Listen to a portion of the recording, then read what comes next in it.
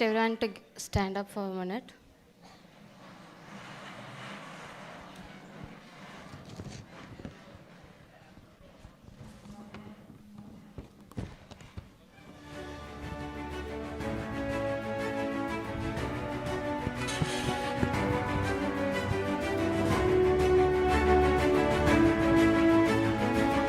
It is a privilege to introduce a leader whose public life has been consistently reflected integrity, courage, and institutional reform.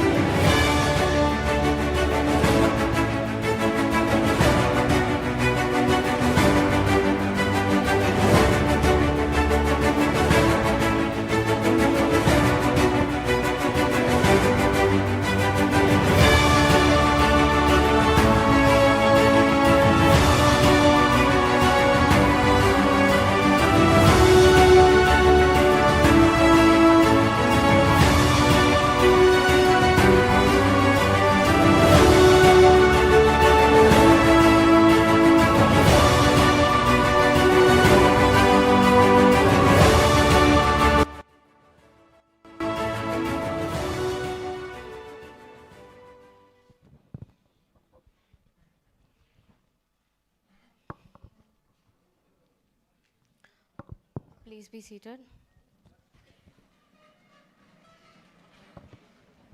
A very good morning to all distinguished guests, respected speakers, faculty members, respected students, and invitees. On behalf of the Democratic Organization for Civic Knowledge, it's my honor to welcome you all to this today's session. அறிவு ஒளியாகும்போது அதிகாரம் பொறுப்பாகிறது. We shall begin the proceedings with the traditional ceremonial lamp lighting. I request our distinguished guests, Dr. Kiran Bedi ji, former Lieutenant Government of Puducherry, Sri Devaniti Das ji,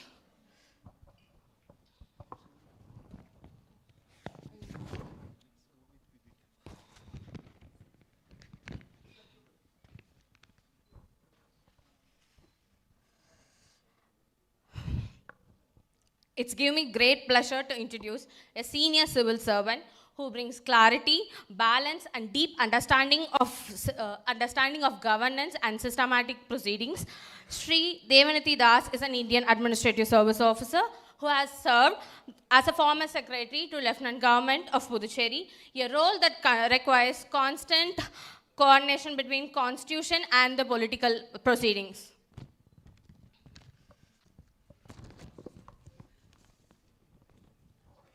Working closely with the highest level of union territory government, he has first-hand experience of how constitutional changes center and union territory relation works and the day-to-day administration interest in practice. His approach to the administration is known for being measured, disciplined, and also solution-oriented. What makes his perspective especially valuable is his ability to translate complex administrative structures into a clear, practical understanding, making governance accessible not just as officials, but also to the students and the citizens. We are glad to have him with us today to share insights from administrative and constitutional side of governance. Today, he will be providing the clarity on Puducherry's governance and fiscal architecture, drawing from direct administrative experience. Please join me in welcoming him to deliver the presentation on Union Territory of Puducherry. The presentation will provide an administrative and institutional overview relevant to today's discussion. Sri Devaniti Das sir, former secretary to the Lieutenant Government of Puducherry. I extend a warm welcome to him.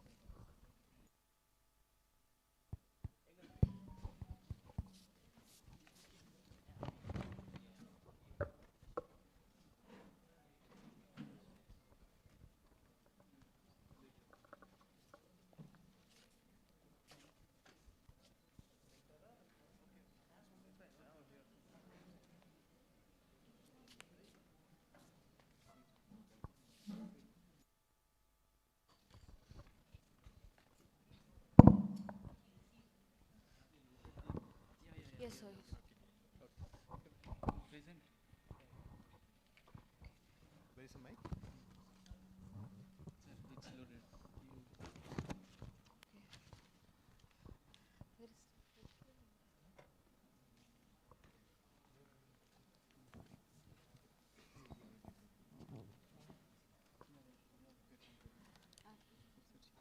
Good morning.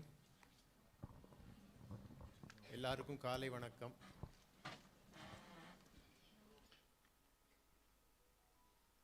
இந்த முக்கியமான நிகழ்ச்சியிலே கலந்து கொள்ள எனக்கு வாய்ப்பு அருளிய இந்த அமைப்பினருக்கு என்னுடைய நன்றியை தெரிவித்துக் கொள்கிறேன். மரியாதைக்குரிய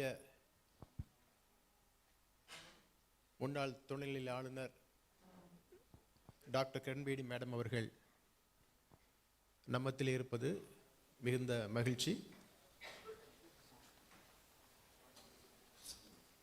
எனக்கு கொடுக்கப்பட்ட தலைப்பு புதுச்சேரி மாநிலம் அரசியலமைப்பு சட்டத்தின் கீழ் எப்படி அமைக்கப்பட்டிருக்கிறது என்பதை குறித்து பேசுவதற்காக என்னை அழைத்திருக்கிறார்கள். ஸோ இதில் பெரும்பாலானருக்கு தமிழ் தெரியும் என்று நான் நினைக்கிறேன். தமிழ் தெரியாதவர்களுக்காக சிலர் ஆங்கிலத்திலே நான் சேர்ந்து பேசலாம் என்று நான் யோசித்திருக்கிறேன். On 14th of August 1947, Pandit Jawaharlal Nehru, in the Constitution Assembly, while delivering his famous speech, Traced with Destiny, he said, at the stroke of midnight hour, when the world sleeps, India will awake to life and freedom. So, at the stroke of midnight hour, exactly on 15th August 1947, India became a free country. சுதந்திர நாடாக India மாறியது.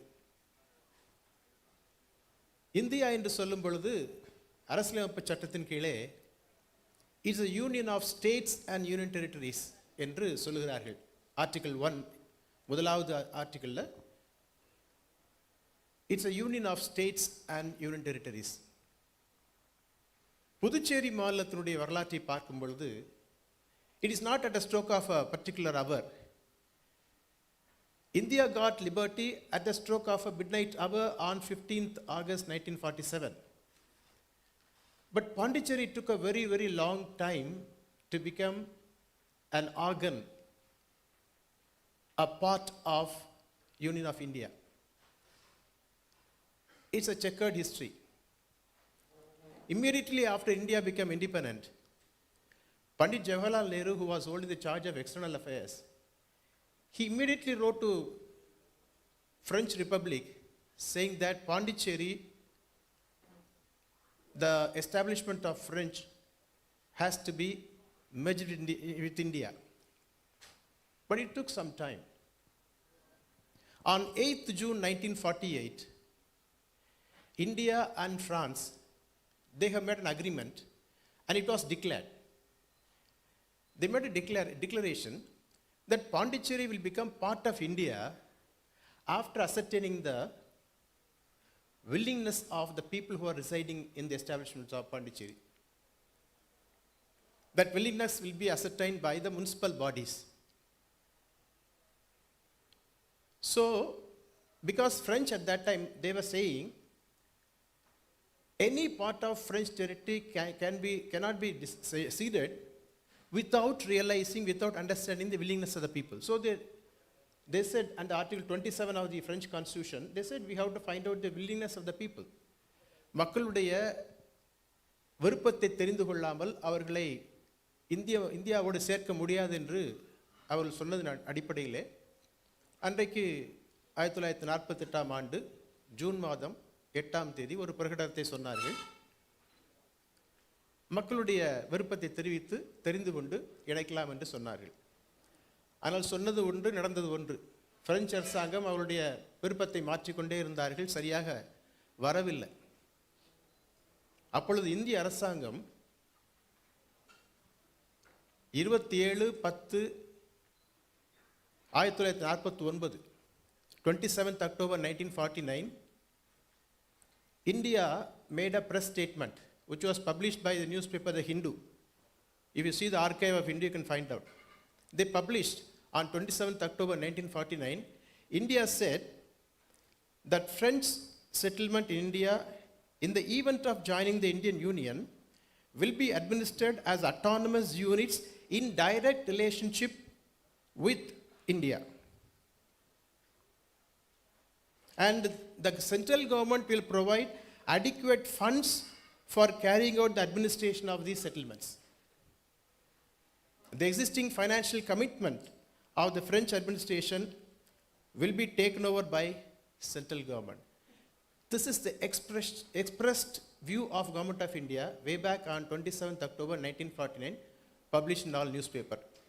So that commitment made by central government is being followed even today by Government of India.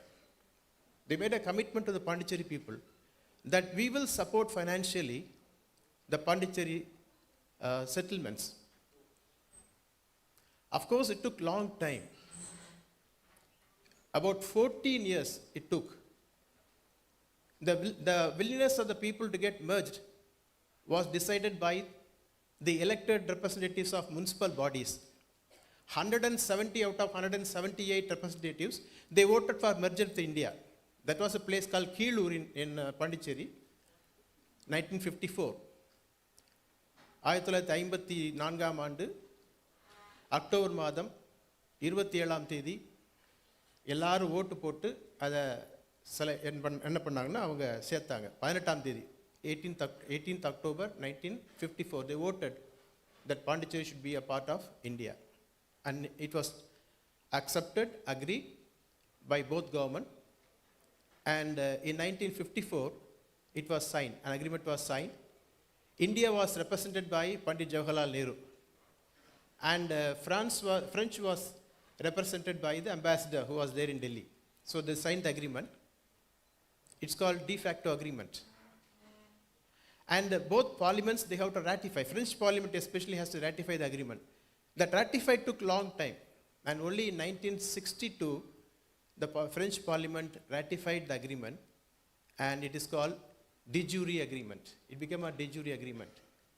Therefore, even today, in Pondicherry, the freedom is celebrated on 16th August 1962 is a day. So Pondicherry people, they enjoy 2 holidays. On 15th August, Indian freedom. On 16th August, Pondicherry freedom. So we got 2 benefits. So it became a part of India. It's a long drawn process. It is not simply, it's not that French government suddenly gave it to us. No. In fact, Pandit Jawaharlal Nehru was very patient. He could have sent the army and captured all the places. No, he didn't do that. Because India was just born. It's a newborn baby, democratically elected government. They don't want to rough the feathers of the other big countries. Because French was supported by US and big countries were with the France. So very patiently, Pandit Jawaharlal Nehru, through diplomatic sources, he exerted power and did it. But in the meanwhile, I can tell you, the people of Pondicherry, they become impatient. Many of the municipalities in the outlying regions, they declared themselves merged with India.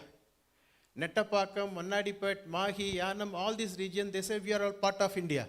They, brought down French flag and raised Indian flag.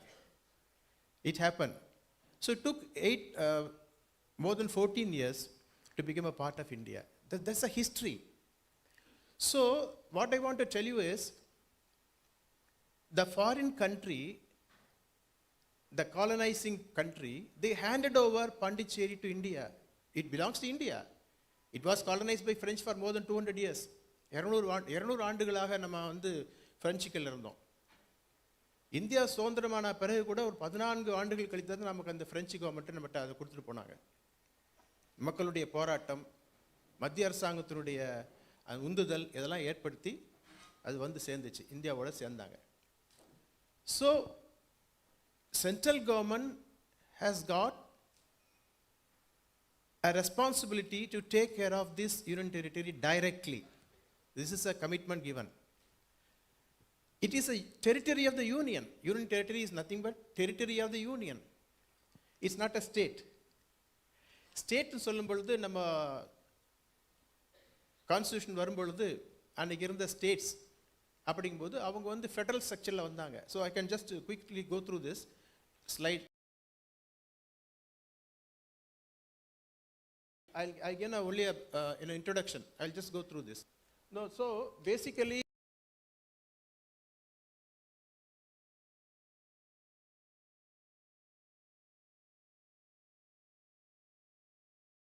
அந்த executive எப்படி இருக்கணும், judiciary எப்படி இருக்கணும், legislative எப்படி இருக்கணும் சொல்லியிருக்காங்க. சட்டத்தை இயற்றக்கூடிய அந்த அந்த அதிகாரம், நிர்வகிக்கக்கூடிய அதிகாரம் எல்லாமே வந்து கான்ஸ்டியூஷன் அரசியலமைப்பு சட்டத்தின் கீழாக எல்லா ஸ்டேட்ஸும் கொடுத்துருக்காங்க.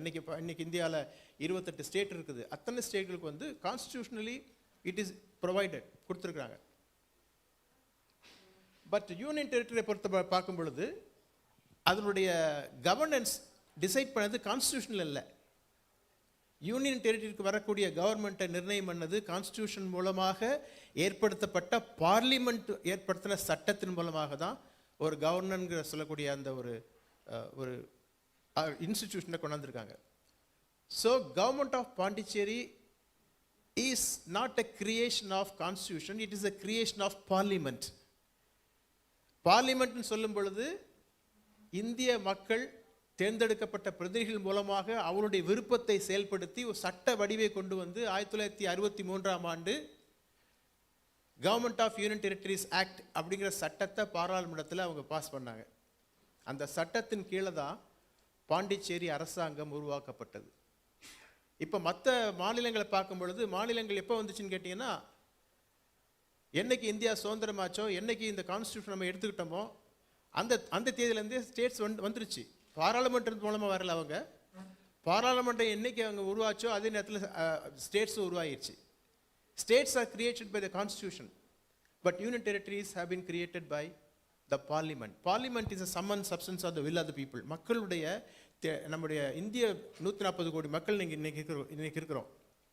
அத்தனை மக்களுடைய பிரதிபலிப்பு தான் பார்லிமெண்ட். பார்லிமெண்ட் ஒரு சட்டத்தை பாஸ் பண்ணி பாண்டிச்சேரியை போல யூனியன் டெரிட்டரிஸ்க்காக அவங்க என்ன பண்ணியிருக்காங்க, ஒரு சட்டத்தை கொண்டு வந்திருக்கிறாங்க. ஆக மக்கள், இந்திய மக்கள் என்ன எதிர்பார்க்குறாங்களோ அந்த சட்டம் தான் இன்னைக்கு பாண்டிச்சேரியில் இருக்குது. It's a will of the people. So அதில் நிறைய வித்தியாசங்கள் இருக்கலாம். யூனியன் டெரிட்டரிஸ் சொல்லும்போது நிறைய வித்தியாசங்கள் இருக்கும், இருக்க தான் செய்யும். எல்லாம் ஒன்று போல் இருக்கணுங்கிற அவசியம் இல்லை, வித்தியாசம் இருக்கும். For example, can I go to next line?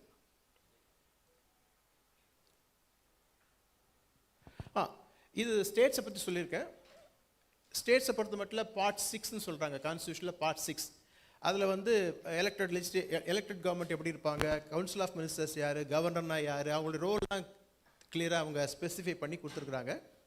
Legislative power இப்போ ஸ்டேட்டை பொறுத்த மட்டும் தமிழ்நாடு இல்லை ஆந்திரா இல்லை உத்தரப்பிரதேஷ் இந்த மாதிரி ஸ்டேட்டை பொறுத்த மட்டும் அவங்க ஸ்டேட் லிஸ்ட்டுன்னு இருக்குது. கான்ஸ்டியூஷனில் ஸ்டேட் லிஸ்ட்டில் இருக்கக்கூடிய அந்த சப்ஜெக்டில் அவங்க லா பாஸ் பண்ணிக்கலாம்.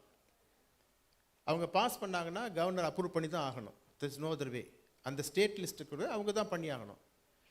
கன்கரண்ட் லிஸ்ட்னு இருக்குது. அந்த லிஸ்ட்டில் வந்து மத்திய அரசாங்கமும் சட்டம் கொண்டாடலாம், மாநில அரசாங்கம் கொண்டாடலாம். ஆனால் அது கொண்டாடுறதுக்கு முன்னாடி சென்ட்ரல் கவர்மெண்ட்டில் அப்ரூவல் வாங்கணும் கன்கரண்ட் லிஸ்ட்டில். இது வந்து ஸ்டேட்டை பொறுத்த மட்டும் பார்க்குறோம். So next light. இப்போ பாண்டிச்சேரிக்கு வரலாம். பாண்டிச்சேரி பொறுத்த மட்டும் பீங் யூனியன் டெரிட்டரியினுடைய கவர்னன்ஸ் எப்படி இருக்கணுங்கிறத கான்ஸ்டியூஷனில் ஓவராலாக ஃப்ரேம் கொடுத்துருக்காங்க.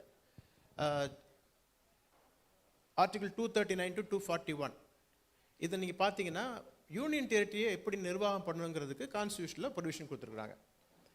அதில் முக்கியமாக வந்து ஆர்டிகிள் 239 அப்படின்னு இருக்குது. அந்த ஆர்டிகிள் 239 வந்து நிர்வாகம் பண்ணுறதுக்காக துணைநிலை ஆளுநர்களை நியமிக்கிறாங்க. நிர்வாகிகள், அட்மினிஸ்ட்ரேட்டர்ஸ் சில இடங்களில் சொல்கிறாங்களே, லெஃப்டினன்ட் கவர்னர் சில இடங்களில் சொல்கிறாங்க. So you call it as an administrator in some place, in some other place it's called lieutenant governors. They are administrators appointed by the president. So they can continue in the office at the will of the president. They continue there. Now Indian parliament நான் ஏற்கனவே சொன்னது போல் article 239A வந்து ஒரு சட்டப்பிரிவின் கீழே parliament வந்து சட்டத்தை கொண்டாந்துருக்காங்க. பார்லிமெண்ட்டில் இருக்க எல்லா 540 மெம்பர்ஸும் உட்காந்து பேசி, ராஜ்யசபா மெம்பர் எல்லாரும் உட்காந்து பேசி அவங்க முடிவு பண்ணி ஒரு சட்டத்தை கொண்டாடுறாங்க. அதுக்கு பேர் government of union territories act 1963 அந்த சட்டத்தை அவங்க கொண்டாடுறாங்க. அந்த சட்டத்தின் கீழே அரசாங்கம் எப்படி உருவாக்கப்படணும், அதில் கவுன்சில் ஆஃப் எம்எல்ஏஸ்னா யார், கவுன்சில் ஆஃப் மினிஸ்டர்ஸ்னா யார், லெஃப்டினன்ட் கவர்னருடைய ரோல் என்ன, அவங்களுக்கு எப்படி ஃபண்ட்ஸ் கொடுக்கறது, எப்படி நிர்வாகம் பண்ணணும் அப்படிங்கிற எல்லா விளக்கமும் வந்து அந்த சட்டத்தின் கீழே கொண்டாந்துருக்குது. இது கான்ஸ்டியூஷனில் இல்லை, கான்ஸ்டியூஷனில் கொடுத்தது ஸ்டேட்ஸ்க்கு தான், மாநிலங்களுக்கு. இந்த பார்லிமெண்ட் மேட லாக்கு கீழே தான் இந்த அதிகாரங்கள்லாம் பகிர்ந்து கொடுக்கப்பட்டிருக்கிறது என்பது முக்கியமான ஒரு வித்தியாசத்தை நம்ம புரிஞ்சுக்கணும். Next please. இதெல்லாம் டெல்லியை பற்றி சொல்லிக்கால நமக்கு தேவையில்லை நினைக்கிறேன். நெக்ஸ்ட். பாண்டிச்சேரி பொறுத்த மட்டும் பாண்டிச்சேரி இப்போ ஜம்மு காஷ்மீரும் இப்போ வந்து யூனியன் டெரிட்டரியாக இருக்குது. ரெண்டுக்குமே வந்து லெஜிஸ்லேட்டிவ் அசம்பிளி இருக்குது, எலெக்ஷன் வைக்கிறாங்க, அதெல்லாம் இருக்குது. ஆனால் ரெண்டுக்குமே நிறைய டிஃப்ரென்ஸ் இருக்குது. நான் அந்த டீட்டெயில்ஸ் நான் போக விரும்பலை. நெக்ஸ்ட்.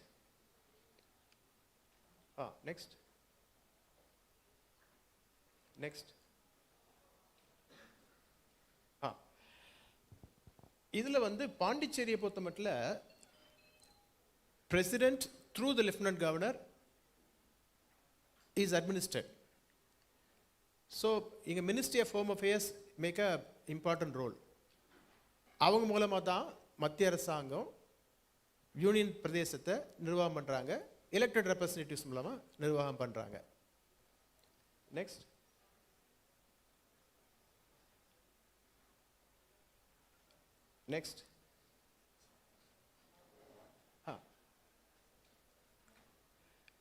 ஸோ இந்த government of union territories act 1943 கீழே கவுன்சில் ஆஃப் மினிஸ்டர்ஸ், பாண்டிச்சேரிக்கு ஒரு கவர்மெண்ட் வேணும் அப்படின்னு முடிவு பண்ணி representative government கொண்டாந்தாங்க.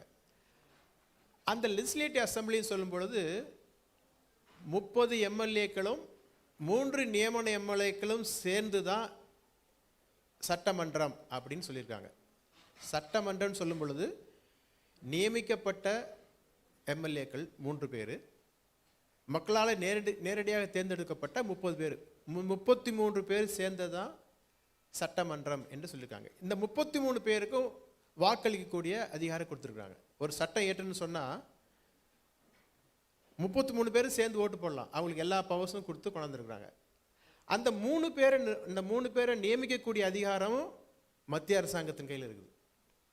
With a purpose. நிறைய பேர் கேள்வி கேட்பாங்க, அப்போது 30 பேரில் வந்து ஓட்டு போட்டு மாறினாங்கன்னா மெஜாரிட்டியை டிசைட் பண்ணுறதே 3 பேர் யாருமேன்னு கேட்பாங்க. இது வந்து மக்களுடைய விருப்பத்துக்கு எகெயின்ஸ்டாக இருக்குமோ அப்படிங்கிற ஒரு கேள்வி வரும். 30 பேர் நேரடியாக நியமனம் பண்ணுறாங்க, மத்திய அரசாங்கம் விற்கிற 3 பேரை போட்டால் அந்த பேலன்ஸ் மாறிடுமேன்னு கேட்பாங்க. இது மக்களுடைய விருப்பத்துக்கு எகெயின்ஸ்டாக கேட்பாங்க. அதுக்கு நான் சொல்லக்கூடிய பதில் என்ன கேட்டால், 140 கோடி மக்கள் விருப்பப்பட்டு தான் அந்த பார்லிமெண்ட்டில் அந்த சட்டத்தை கொண்டு வந்திருக்காங்க. அவங்க விருப்பம் அப்படி தான் இருக்குது. ஆக மக்கள் விருப்பம் எந்த மக்களை சொல்கிறோம்? இந்தியாவில் இருக்கக்கூடிய 140 கோடி மக்களை பிரதிபலிக்கக்கூடிய பாராளுமன்றம் ஒரு சட்டத்தை ஏற்றி அந்த சட்டத்தில் வந்து 30 பேர் எலெக்டட் ரெப்ரசன்டேட்டிவாகவும் 3 பேர் நாமினேட்டரை கொண்டாந்தான் சட்டம் என்று சொல்லி ஒரு சட்டத்தை கொண்டு வந்திருக்கும் பொழுது அது மக்களுடைய விருப்பம். அந்த விருப்பத்தின் அடிப்படையில் தான் இன்னைக்கு சட்டமன்றம் இயங்கி கொண்டிருக்கிறது நம்முடைய புதுவை பொறுத்த மட்டும். அடுத்தது முக்கியமான டிஃபரன்ஸ் நான் சொல்ல விரும்புகிறேன். நெக்ஸ்ட் போங்க. நெக்ட் 44ன்னு ஒரு செக்ஷன் இருக்குது government of union territories act 44ல் கவுன்சில் ஆஃப் மினிஸ்டர்ஸ் இருக்குது. கவுன்சில் ஆஃப் மினிஸ்டர்ஸ்ன்னு சொல்லும்பொழுது கவுன்சில் ஆஃப் மினிஸ்டர்ஸை நியமனம் பண்ணுறது யாருன்னு கேட்டிங்கன்னா லெஃப்டினன்ட் கவர்னர் இல்லை, கவுன்சில் ஆஃப் மினிஸ்டர்ஸையும் சீஃப் மினிஸ்டரையும் நியமனம் பண்ணுறது பிரசிடென்ட் ஆஃப் இந்தியா. லெஃப்டினன்ட் கவர்னரையும் சீஃப் மினிஸ்டரையும் மினிஸ்டர்ஸையும் அவங்கள அப்பாயிண்ட் பண்ணுறது president of India. Of course recommendation of LG is required, but the appointment is done by the president. It is different from states. ஸ்டேட்ஸில் அப்படி அது மாதிரி இல்லை. Governor appoints the chief minister and on the recommendation of chief minister, ministers are appointed in the states. But Pondicherry பொறுத்த மட்டும் lieutenant கவர்னரையும் president appoint பண்ணுறாரு, chief மினிஸ்டரையும் மினிஸ்டர்ஸையும் அப்பாயின்ட் பண்ணுறாரு. எதுக்குன்னு சொன்னால் ஒரு பேலன்ஸ்க்காக தான். It's a kind of balance. Union டெரிட்டரிங்கும் போது நான் சொன்னேன்ல, this is a territory of union, மத்திய அரசாங்கத்தினுடைய நிர்வாக பகுதி. ஆக அவங்களுக்கு வந்து அந்த ஒரு பேலன்ஸ் வேணுங்கிறதுக்காக என்ன பண்ணுறாங்கன்னா, எல்ஜி அவங்க தான் அப்பாயின்ட் பண்ணுறாங்க, சீஃப் மினிஸ்டரையும் அவங்க தான் அப்பாயின்ட் பண்ணுறாங்க, மினிஸ்டர்ஸையும் அப்பாயின்ட் பண்ணுறாங்க. இந்த செக்ஷன் 44 சொன்ன இந்த கவுன்சில் ஆஃப் மினிஸ்டர்ஸ், அவங்களுக்கு வந்து நிர்வாகத்தில் முழு அதிகாரம் இருக்கிறது, இல்லைன்னு சொல்லலை, கட்டாயம் முழு அதிகாரம் இருக்கிறது. சட்டத்தை ஏற்றக்கூடிய அதிகாரம் பெற்றவர்கள் நிர்வகிக்கக்கூடிய அதிகாரத்தையும் பெற்றவர்களாக இருக்கிறார்கள். ஆனால் இது மத்திய அரசாங்கத்தில் நேரடியாக நிர்வாகம் பண்ணுறபடினால ஒரு பேலன்ஸுக்காக என்ன பண்ணுறாங்கன்னா, லெஃப்டினன்ட் கவர்னருக்கு ஒரு சிறப்பு அதிகாரத்தை கொடுத்துருக்குறாங்க. இது வந்து கவர்னருக்கு கிடையாது. நிர்வாகத்தில் மத்திய அரசாங்கத்தில் இருக்கக்கூடிய துணைநிலை ஆளுநருக்கு, லெஃப்டினன்ட் கவர்னருக்கு ஒரு ஸ்பெஷலாக ஒரு பவர் இருக்குது. என்ன கேட்டால், கவுன்சில் ஆஃப் மினிஸ்டர்ஸ் எடுக்கக்கூடிய அல்லது மினிஸ்டர்ஸ் எடுக்கக்கூடிய முடிவுகளை இவர்கள் ஒருவேளை மாற்று கருத்து இருக்கும் என்று சொன்னால், அந்த மாற்று கருத்தை மத்திய அரசாங்கத்துக்கு தெளிவுபடுத்தி அதுக்கு ஒரு முடிவை கொண்டு வர வேண்டும் அப்படிங்கிற சொல்லக்கூடிய பொறுப்பை லெஃப்டினன்ட் கவர்னருக்கு கொடுத்துருக்காங்க. இது கவர்னருக்கு கிடையாது. கவர்னர்ஸை பொறுத்த மட்டும் ஸ்டேட்ஸில் கவுன்சில் ஆஃப் மினிஸ்டர்ஸ் ஒரு டிசிஷன் எடுத்து கொடுத்துட்டாங்க அப்படின்னா, governor is bound. He is bound by aid and advice of the council of ministers in a state, but not in union territory. In the union territory, if lieutenant governor has a difference of opinion, அவருக்கு மாற்று கருத்து இருக்குன்னு சொன்னால் அவங்க நிராகரிக்க முடியாது. அந்த மாற்று கருத்தை மத்திய அரசாங்கத்துக்கு சொல்லி அவர்கள் அதை தீர்மானத்துக்கு கொண்டாடணும். மத்திய அரசாங்கம் அந்த முடிவு கொண்டாடணும்.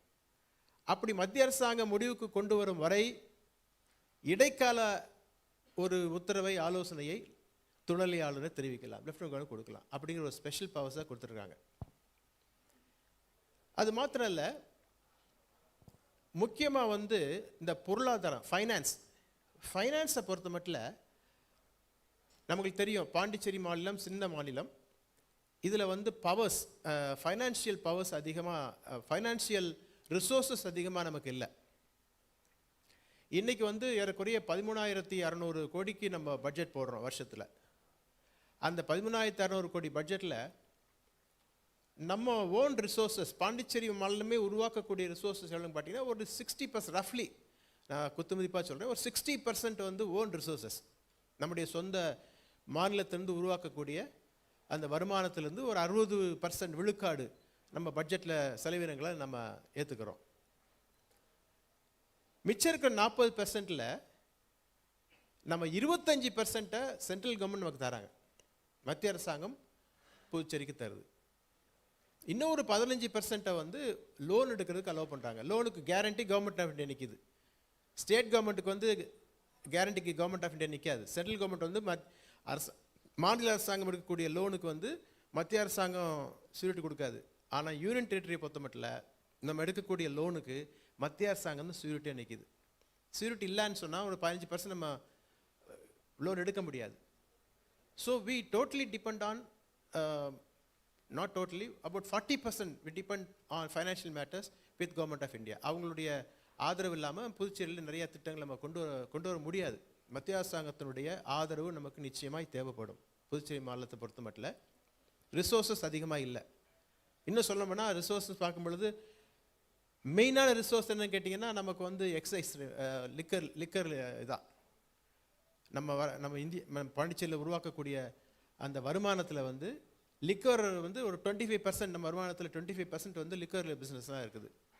அது தவிர டூரிசம் இருக்கிறது, ரெஜிஸ்ட்ரேஷன் ஆஃப் டாக்குமெண்ட்ஸ், நம்ம ரெஜிஸ்ட்ரேஷன் டிபார்ட்மெண்ட் மூலமாக, நம்ம ஸ்டாம்ப் டியூட்டி மூலமாக நம்ம கலெக்ட் பண்ணுறோம், டிரான்ஸ்போர்ட் மூலமாக பண்ணுறோம். அதெல்லாம் மெயினாக வந்து ஜிஎஸ்டி மூலமாகவும் எக்ஸைஸ் மூலமாக வருமானம் இருக்குது. மற்றபடி 40% வருமானம் மத்திய அரசாங்கத்தை நம்பி தான் நம்ம இருக்கிறோம் என்பதை நம்ம மறந்துவிடக்கூடாது. ஆகையினால மத்திய அரசாங்கம் வந்து என்ன பண்ணுறாங்கன்னா, அந்த ஃபண்ட்ஸை யூட்டிலைஸ் பண்ணக்கூடிய அதிகாரம் என்று சொல்லும் பொழுது அதை கவர்மெண்ட் ஆஃப் இந்தியா டெலிகேட் பண்ணியிருக்கிறாங்க. மத்திய அரசாங்கம் லெஃப்டினன்ட் கவர்னருக்கு அந்த ரெஸ்பான்சிபிலிட்டி கொடுத்துருக்காங்க. நிதி நிர்வாகத்தை மேற்பார்வையிடுவதற்கான பொறுப்பும் கடமையும் துணைநிலை ஆளுநருக்கு கொடுக்கப்பட்டிருக்கிறது.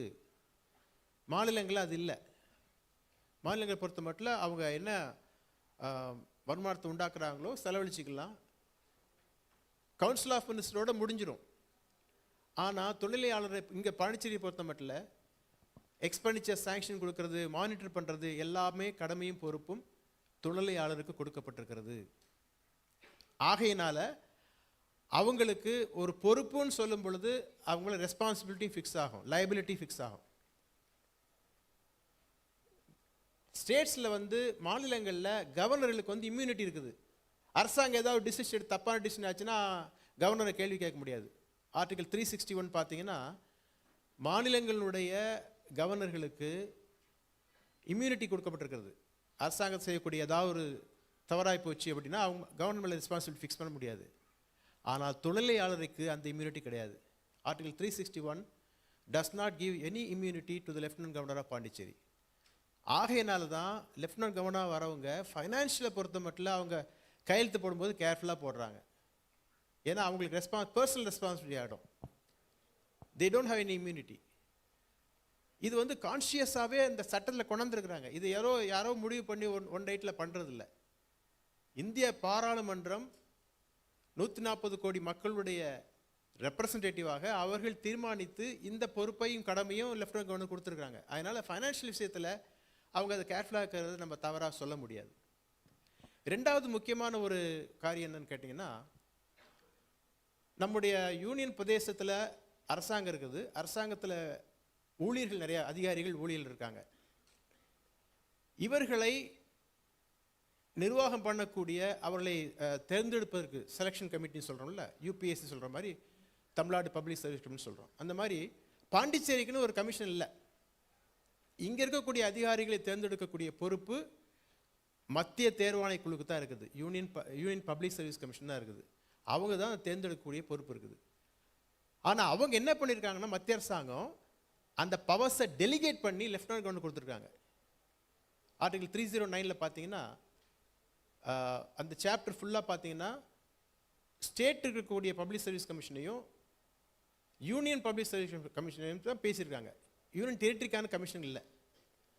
இங்கே இருக்கக்கூடிய அதிகாரிக்கும் ஊழியருக்கும் அவங்க செய்யக்கூடிய அந்த சர்வீஸ் ரூல் சொல்கிறோமே, அந்த சர்வீஸ் ரூல் மத்திய அரசாங்கத்தில் இருக்கக்கூடிய அதே ரூல் தான் பாண்டிச்சேரியில் இருக்கக்கூடிய அத்தனை ஊழியருக்கும் பொருந்தது. ஏன்னா services they are with government of India. ஆக ஃபைனான்ஸை பொறுத்த மட்டும் சர்வீஸை பொறுத்த மட்டும் ரெண்டுமே மத்திய அரசாங்கத்துடைய நேரடிய பார்வைக்கு வருகிறது. அதனால naturally lieutenant governor being representative of central government, senior level posting எல்லாமே கவர்னருக்கு தான் ஃபைல் போகுது. இப்போ ஐஏஎஸ் ஆஃபீஸர்ஸோ அல்லது ஸ்டேட் சிவில் சர்வீஸ் ஆஃபீஸர்ஸோ கெசட்டட் ஆஃபீஸர்ஸோ போஸ்டிங் போடும் பொழுது ஃபைல்ஸ் எல்லாமே லெஃப்டினன்ட் கவர்னருக்கு போகுது. ஏன் போகுது அப்படின்னா இதுதான் காரணம். தமிழகத்தை போல் மற்ற ஸ்டேட்டில் எப்படின்னு கேட்டிங்கன்னா ஃபைல் எங்கேயும் போகாது, சீஃப் மினிஸ்டரோட முடிஞ்சிடும். ஏன்னா அவங்க council of minister has got all the powers. அவங்க ரூல் கொண்டாடலாம், சர்வீஸ் ரூல்ஸை அவங்க மாடிஃபை பண்ணிக்கலாம், சட்டத்தை கொண்டாடலாம். ஆனால் இங்கே நம்முடைய சட்டமன்றத்துக்கு அந்த உரிமை இல்லை. அது மத்திய அரசாங்கத்தினுடைய நேரடி பார்வையில் இருக்கிறதுனால services are vested ultimately with the government of India, both finances and services. So these are the background in which Pondicherry government is now functioning. Now the question is, why should we depend on central government? நம்மளே தனியா ஒரு நிர்வாகம் பண்ணலாமா அப்படின்னா, unless Pondicherry is declared as a state. ஸ்டேட்டுங்கிறது வேற. ஸ்டேட்டா வச்சுன்னா elected representative முடிஞ்சிடும். But it is being union territory within the framework of the law தான் நம்ம பண்ண முடியும். இதுதான் அதனுடைய background.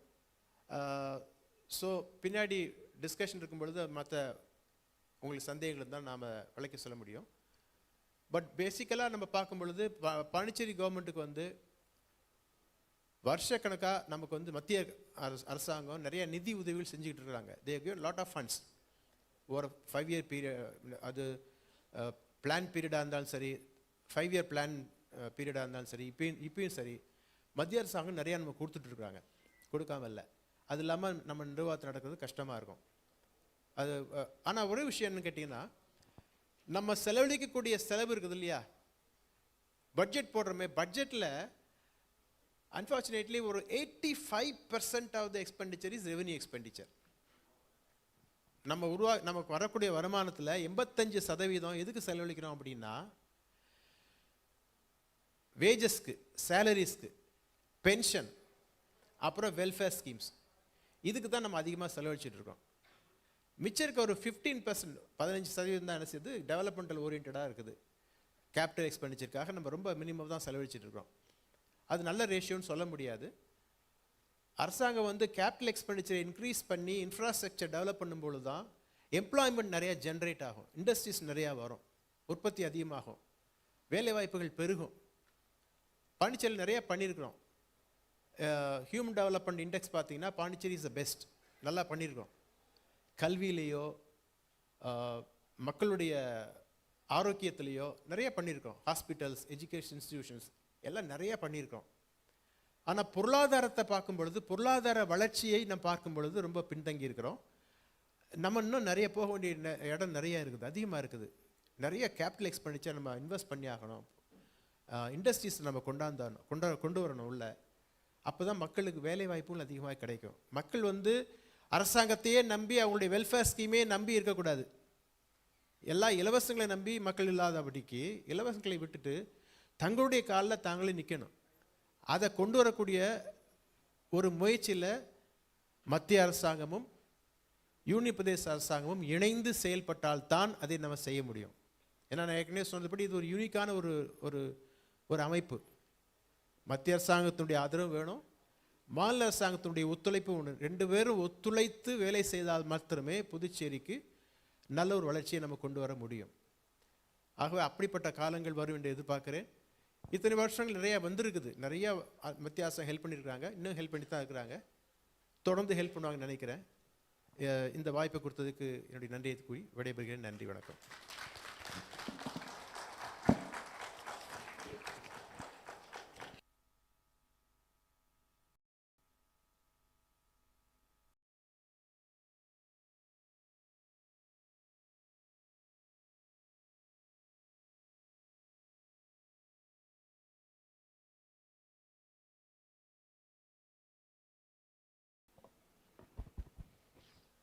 Thank you, sir, for the comprehensive and insightful presentation.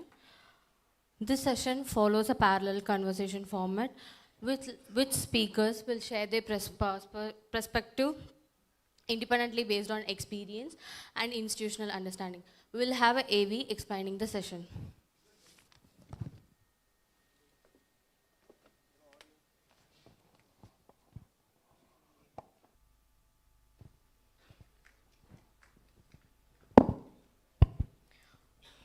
We are honored to have with us Dr. Kiran Bedi ji, former Lieutenant Governor of Puducherry, whose experience in public administration and institutional governance brings valuable insight into institutional functioning and accountability. We'll have an AV regarding her experience and excellence.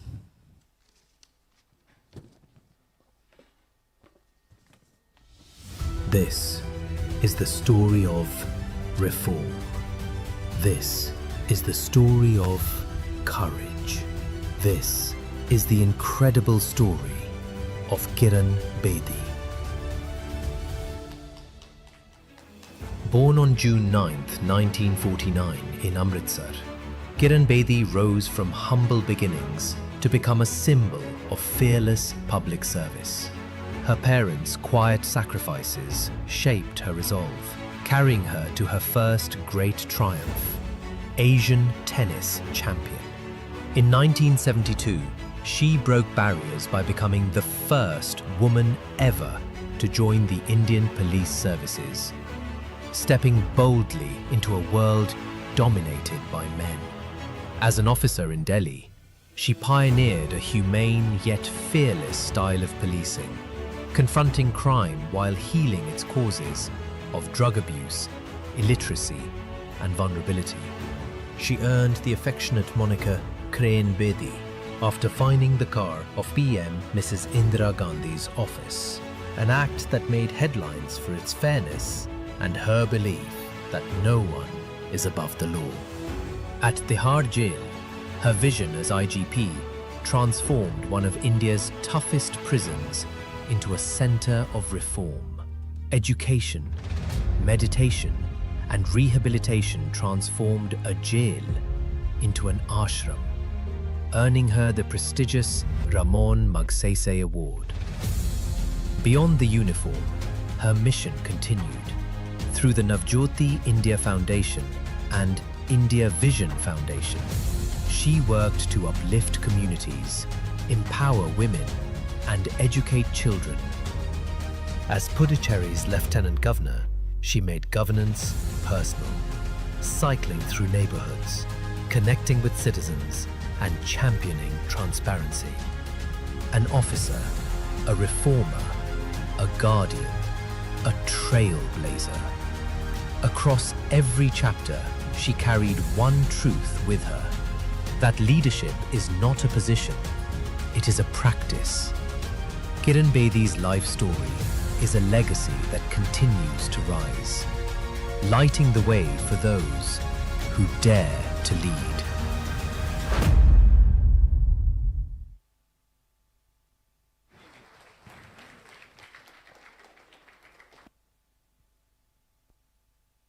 நேர்மைக்கு ஒரு முகம், துணிச்சலுக்கு ஒரு விலாசம்.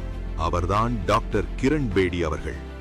இவர் இந்தியாவின் முதல் பெண் IPS அதிகாரி மட்டுமல்ல, புதுச்சேரியின் முன்னாள் துணைநிலை ஆளுநராகவும் சீர்திருத்தங்களை முன்னெடுக்கும் ஒரு நிர்வாகியாகவும் மக்களால் கொண்டாடப்படுகிறார். 1949ஆம் ஆண்டு அமிர்தசரஸில் பிறந்த இவரது இளமை காலம் கடுமையான ஒழுக்கத்தால் செதுக்கப்பட்டது. ஆட்சி பணிக்கு வரும் முன்பே இவர் ஒரு தேசிய அளவிலான டென்னிஸ் சாம்பியனாக திகழ்ந்தார். விளையாட்டு இவருக்குள் விதைத்த அந்த தலைமை பண்பும் எல்லைகளை தாண்டி சாதிக்கும் குணமும் தான் பிற்காலத்தில் இவரது பணிவாழ்வின் அடையாளமாக மாறியது.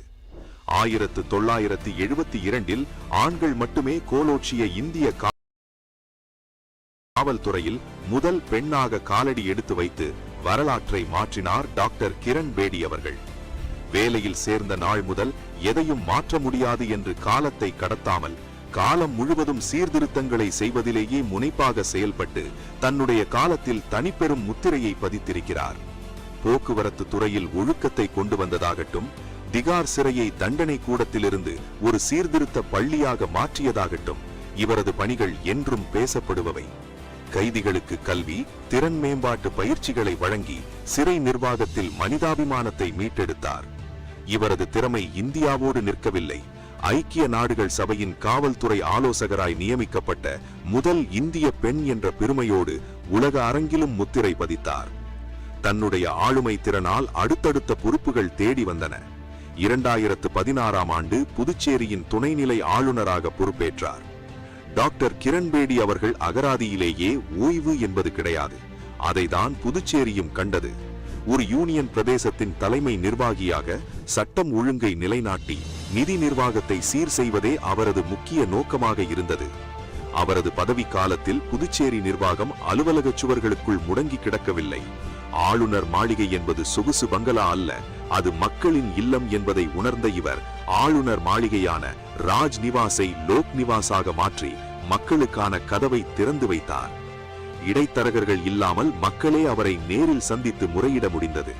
வார இறுதி நாட்களில் மிதிவண்டியில் செல்வது, மக்களுடன் நடப்பது என 200க்கும் மேற்பட்ட முறை களம் ஆய்வு செய்தார்.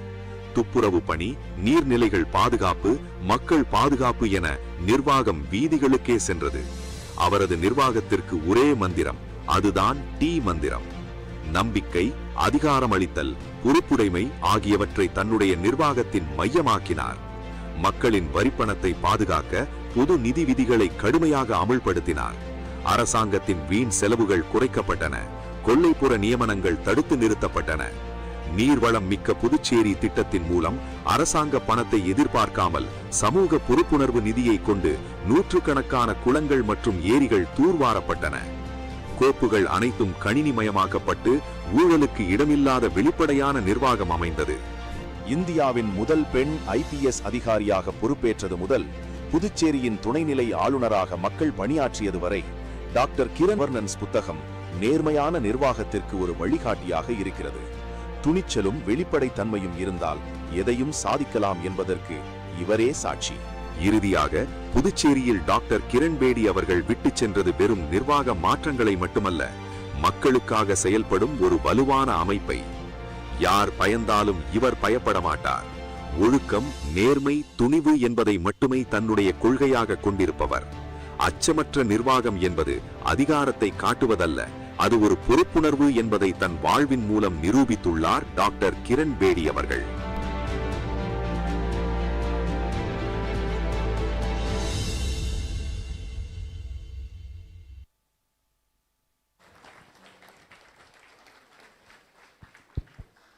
It is a great privilege to introduce a leader whose public life is dedicated to integrity, courage and institutional reform. Dr. Kiranbedi ma'am is a former Indian Police Service officer, one of the most India's influential public administrator. As a first woman officer in Indian Police Service, she did not merely break barriers, she set enduring standards of professional excellence. Across her career, she has served in challenging roles spanning policing, prison reform, traffic management and institutional leadership with a clear and consistent focus on discipline, accountability and citizen-centric governance. As a former Lieutenant Governor of Puducherry, she brought strong emphasis on constitutional responsibility, institutional discipline and transparency, offering important lessons on union territory governance and center union territory coordination. Beyond position health, what defines her leadership is the clarity of conviction with which she has approached public duty, firmly rooted in constitutional values. We are honored to have her with us today. Ladies and gentlemen, please join me in welcoming Dr. Kiranbedi, retired IPS officer, former Lieutenant Governor of Puducherry, to the stage.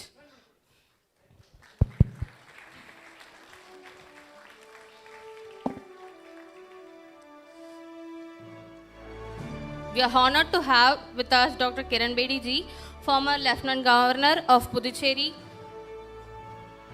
Ma'am, can you join us on the stage, please?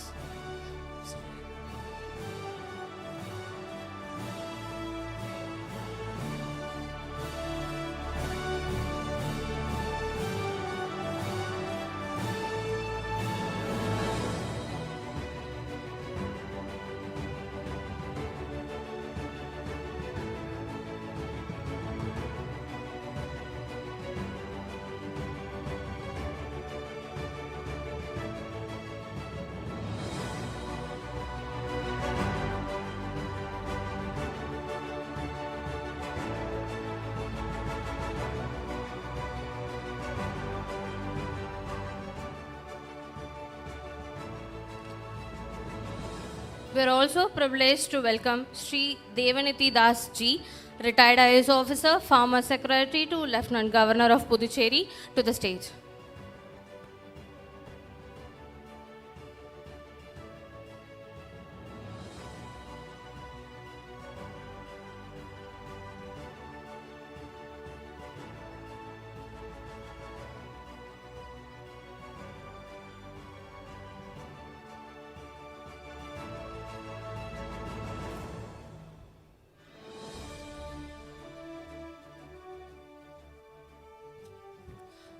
We now move to the core segment of today's program, a structured moderated interaction.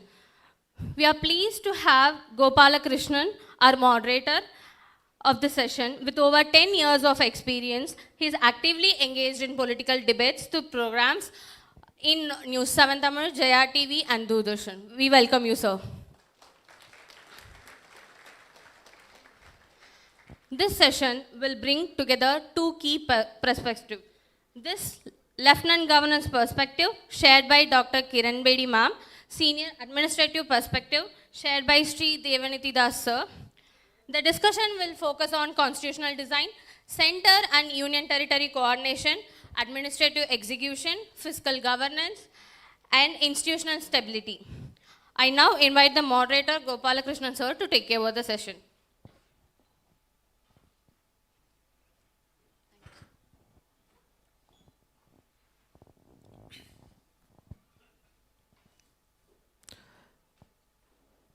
அனைவருக்கும் இனிய காலை வணக்கம். welcome Pondicherry. This session is one of the wonderful session for Pondicherry people. And I want to say one thing. This make revolution in Pondicherry 2026. Because that much of information we are getting from Kiran Bedi and Sir Devadas sir. So this session is fully focused on why Pondicherry is be like this and the future development, how you are going to build the Pondicherry. These are the basic aims of this conclave. In Tirukural Chengonmai, Thiruvalluvar said, ஓர்ந்து கண்ணோடாது இறைபுரிந்து யார் மாட்டும் தேர்ந்து செய்வதே முறை. Kiran Bedi madam is one of the best example for this kural. Yes, ma'am. So, in Tirukural, in Thiruvalluvar said, in Thiruvalluvar said, ஓர்ந்து கண்ணோடாது இறைபுரிந்து யார் மாட்டும் தேர்ந்து செய்வதே. Okay. Madam, first the session starts from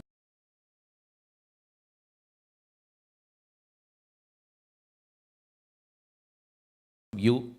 How you have been here after a long time today? So your question is how, what? How you feel today in Pondicherry again? Pondicherry is my home. Oh, So I'm home. So how do you feel when you're home? And one of my best friends are in Pondicherry. So I am home and with my best friends. And one of them is on my right. And many of you sitting in the audience are my best friends. You're dearest to me. I live you. I love you. I care for you. I read about you. And I stay up to date about Pondicherry. So I'm home. Madam, give a small introduction about your secretary, ma'am. My small? Oh, your secretary, IAS Devadas sir. A small introduction. Oh, he's my right hand. You are my... See my right hand? He's my right hand. He was my right hand from the beginning. When I took over as Lieutenant Governor, I was told by my former friend, he says, I have left a team for you, and he mentioned him. He mentioned Sridhar, he mentioned Srinivas, he mentioned Asha Gupta. These were the four major people. He said, I've left a team for you. And Kiran, it depends on you whether you want to carry forward with the same team. You can make a decision, a choice. I continued with them because I found them the best I could have. Sridhar was brilliant in his work. Neethi was outstanding, trustworthy. The key was they were trust. You work hard, you work together, and you delegate, and you get going. Bhaskar came and joined us later.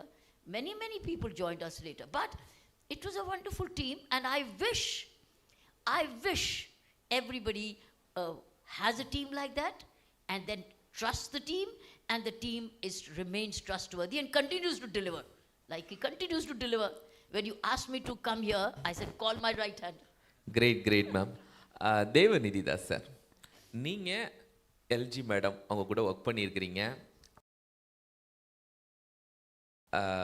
செக்ரட்டரியா. So நீங்கள் எப்படி feel பண்ணுறீங்க அவங்களோட work பண்ணது, மேடத்தை பற்றின உங்களுடைய gesture என்ன sir?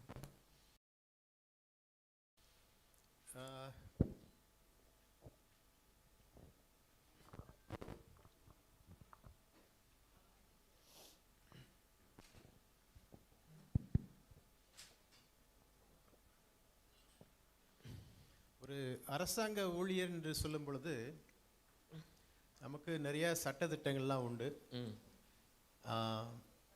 எப்படி அரசாங்கத்தில் மக்களை சந்திக்கும் பொழுது எப்படி இருக்கணும், மக்களால் தேர்ந்தெடுக்கப்பட்ட பிரதிநிதிகளோடு எப்படி நம்ம உரையாடணும், அவங்கள எப்படி ட்ரீட் பண்ணணும் அப்படிங்கிற எல்லாத்துக்குமே எங்களுக்கு காண்டக்ட் ரூல்ஸ்னு ஒன்று சொல்லுவாங்க. நடத்தை விதிகள்ங்கிறது ரொம்ப முக்கியம். அது இப்படி தான் பண்ண முடியும். ஆனால் ரொம்ப வித்தியாசமாக நம்முடைய துணைநிலை ஆளுநர்கள் கிரண் பேடி மேடம் அவங்க வரும்பொழுது, நான் அது வரைக்கும் நான் சர்வீஸில் பார்த்த அந்த நடத்தை விதிமுறைகள் இதெல்லாம் வந்து ரிஜிடாக அவங்க பார்க்கல. ஹைரார்கின்னு சொல்லுவாங்க. அரசாங்கத்தில் வந்து ஹைரார்கி ரொம்ப முக்கியம். இப்போ ஒரு கலெக்டர் இருக்காருன்னா எல்லாரும் போய் பார்த்துட முடியாது. அவருக்கு நிறைய ஹைரார்கி இருக்குது. கிராம நிர்வாக அதிகாரி, அதுக்கப்புறம் revenue inspector, tahsildar, revenue officer, இப்படி மேலே போய் கலெக்டர்கிட்ட போகணும். ஸோ கலெக்டர் வந்து மீட்டிங் போட்டார்னா ஃபஸ்ட்டு யாரை கூப்பிடுவார்னா அவர் கீழே கூடிய டிஸ்ட்ரிக்ட் ரெவென்யூ ஆஃபீஸரை கூப்பிடுவார், அல்லது அதிகபட்சமாக டெப்டி கலெக்டர் தான் கூப்பிடுவார். அவ்வளோதான், முடிஞ்சிடும். ஆனால் வித்தியாசமாக மேடத்தை பார்க்கும் பொழுது நான் முன்னாடி நிறையா அரசாங்கத்தில் ஒர்க் பண்ணியிருக்கோம், நிறையா கவர்னர்களோட நான் பழகியிருக்கிறேன். இப்போ கவர்னரை பார்க்கணுன்னு சொன்னாலே ஃபஸ்ட்டு வந்து நீங்கள் அப்பாயின்மெண்ட் வாங்கணும். அப்பாயின்மெண்ட் வாங்குறதுக்கு அவங்களுக்கு வந்து 2 பேர் இருப்பாங்க. ஒருத்தர் ஏடிசி, இன்னொருத்தர் secretary to governor, lieutenant governor இருப்பாங்க. ஸோ இந்த ஏடிசிட்ட மக்கள் வந்து கொடுப்பாங்க, நாங்கள் வந்து கவர்னரை பார்க்கணும் அப்படிங்கும்போது அவங்க ஒரு லிஸ்ட்டு போட்டு வச்சுட்டு அந்த லிஸ்ட்டை வெட் பண்ணுவார். இவங்க வந்து செக்யூரிட்டி கிளியரன்ஸ்லாம் பண்ணிவிட்டு செக்ரட்டரி கையில் வந்து கொடுப்பாங்க. ஸோ செக்ரட்டரி என்ன பண்ணுவார், அதை வெட் பண்ணிவிட்டு யாரை அனுப்பலாம் யாரை அனுப்பக்கூடாதெல்லாம் முடிவு பண்ணி அந்த லிஸ்ட்டை கொண்டு வந்து எல்ஜிக்கு வச்சு எல்ஜி தான் டிசைட் பண்ணுவாங்க. ஓகே, இன்றைக்கி இவ்வளோ தான் டைம் இருக்குது, இந்த டயத்தில் எத்தனை பேர் பார்க்கலாம் அப்படி சொல்லி கொடுத்துருவாங்க. ஸோ மேடம் சர்வீஸ்க்கு வரும்பொழுது ஃபஸ்ட்டு நானும் நினச்சேன் அது மாதிரி தான் பண்ணுவாங்கன்னு நினச்சிட்டு நானும் ஒரு லிஸ்ட்லாம் ரெடி பண்ணிவிட்டு உள்ளே போய் கொடுத்தேன்.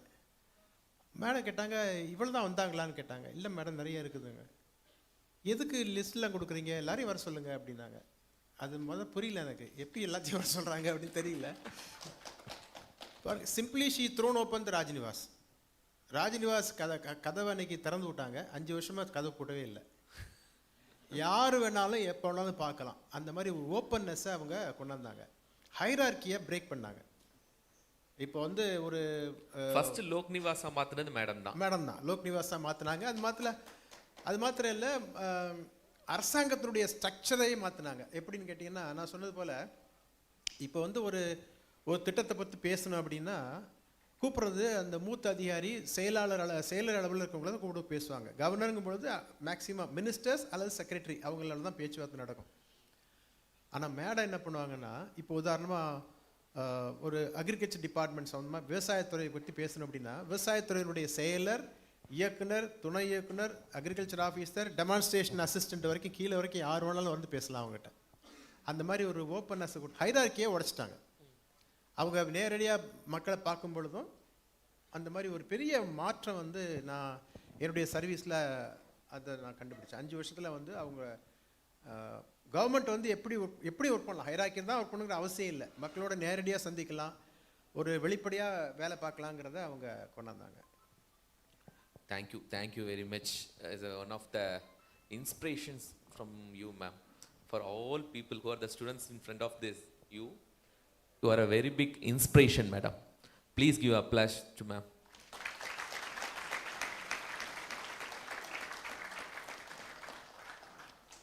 Madam, I'm going to simply start. Sir, I already explained. History tells you why J&K was started as a union territory, got into a union territory after the Article 360. Why is Andaman's a union territory?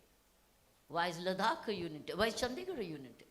History and circumstances propel you to decide whether it can be a full-fledged state, whether it needs to be administered. So it's just history and circumstances and political decisions and political correctness of that time. And I think Neeti has already explained to you the circumstances under which Pondicherry became a union territory. Oh, it still continues as a union territory. Why have not received any state powers? Again, your circumstances in the economy and the situation and geography still allows it or needs it to be a union territory. It's all about assessment and capability, capacity. It's all about that. You know, even, so what I'm saying is, it's all about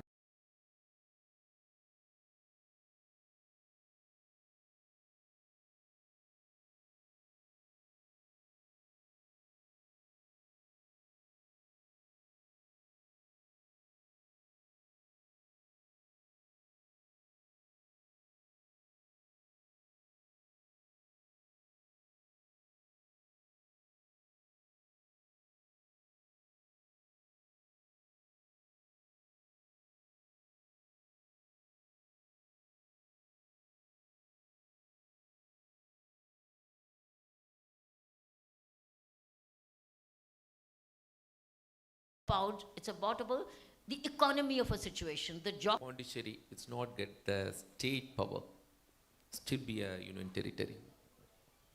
Power, still be a union territory. அவங்க governor madam அவங்க சொன்னது போல it's not one size fit all அப்படி சொல்ல முடியாது. One size fit all is not applicable to any place and any political system. The one size fit all is not possible.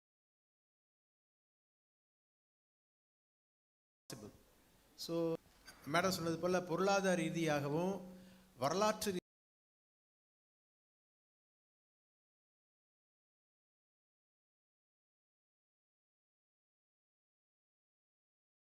Till now. they are still there.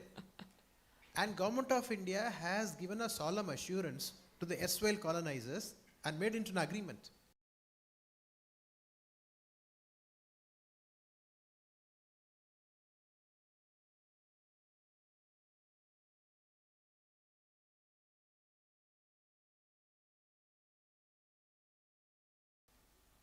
அவங்களுடைய possession நம்ம disturb பண்ண மாட்டோம், அவங்களுடைய cultural மோரிங்ஸை disturb பண்ண மாட்டோம். Suppose if it is not possible to carry out that commitment, who is responsible? So I'm just telling one example. There are so hundreds of examples I can give you. It's ultimately the will of the people. Which people? You will be asking which people?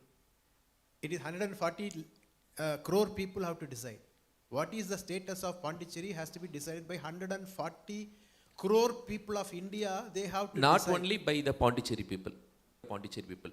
Not only Pondicherry people, but Pondicherry people will express. They will always express through the elected government. Okay. They pass resolution, they send to Government of India. But ultimately, decision has to be taken by the whole 1.4 body. billion. Whole body, 140 crore people represented by the parliament has to take a call. I don't think it's a wrong decision. I don't think it's a state. Madam Kiran Bedi, why does Puducherry not have the same financial freedom like normal states? Pondicherry doesn't have a financial freedom. Freedom? I think it's like not freedom. It's got support. It's got strength. You got the Government of India behind you, and it's got the freedom for the administrator to decide. I had, as Lieutenant Governor's office, we had the support of the Government of India, and together with the political administration, the elected representative, budget was planned. We had the freedom. If supposing we had about 1,200 crores or 2,000 crores, we got the 2,000 crores according to what we could generate, what the state or unit territory could generate, and then they came in what programs Government of India wanted. Budget was planned, and budget was planned totally by the elected government, along with the government secretaries, and approved by the Lieutenant Governor, and then sent to the President of India to be. We had total support. We had freedom to decide what we want, how much we want in education, how much we want in health. We had the freedom. So who says we didn't have the freedom? We had the money and we had the freedom, right?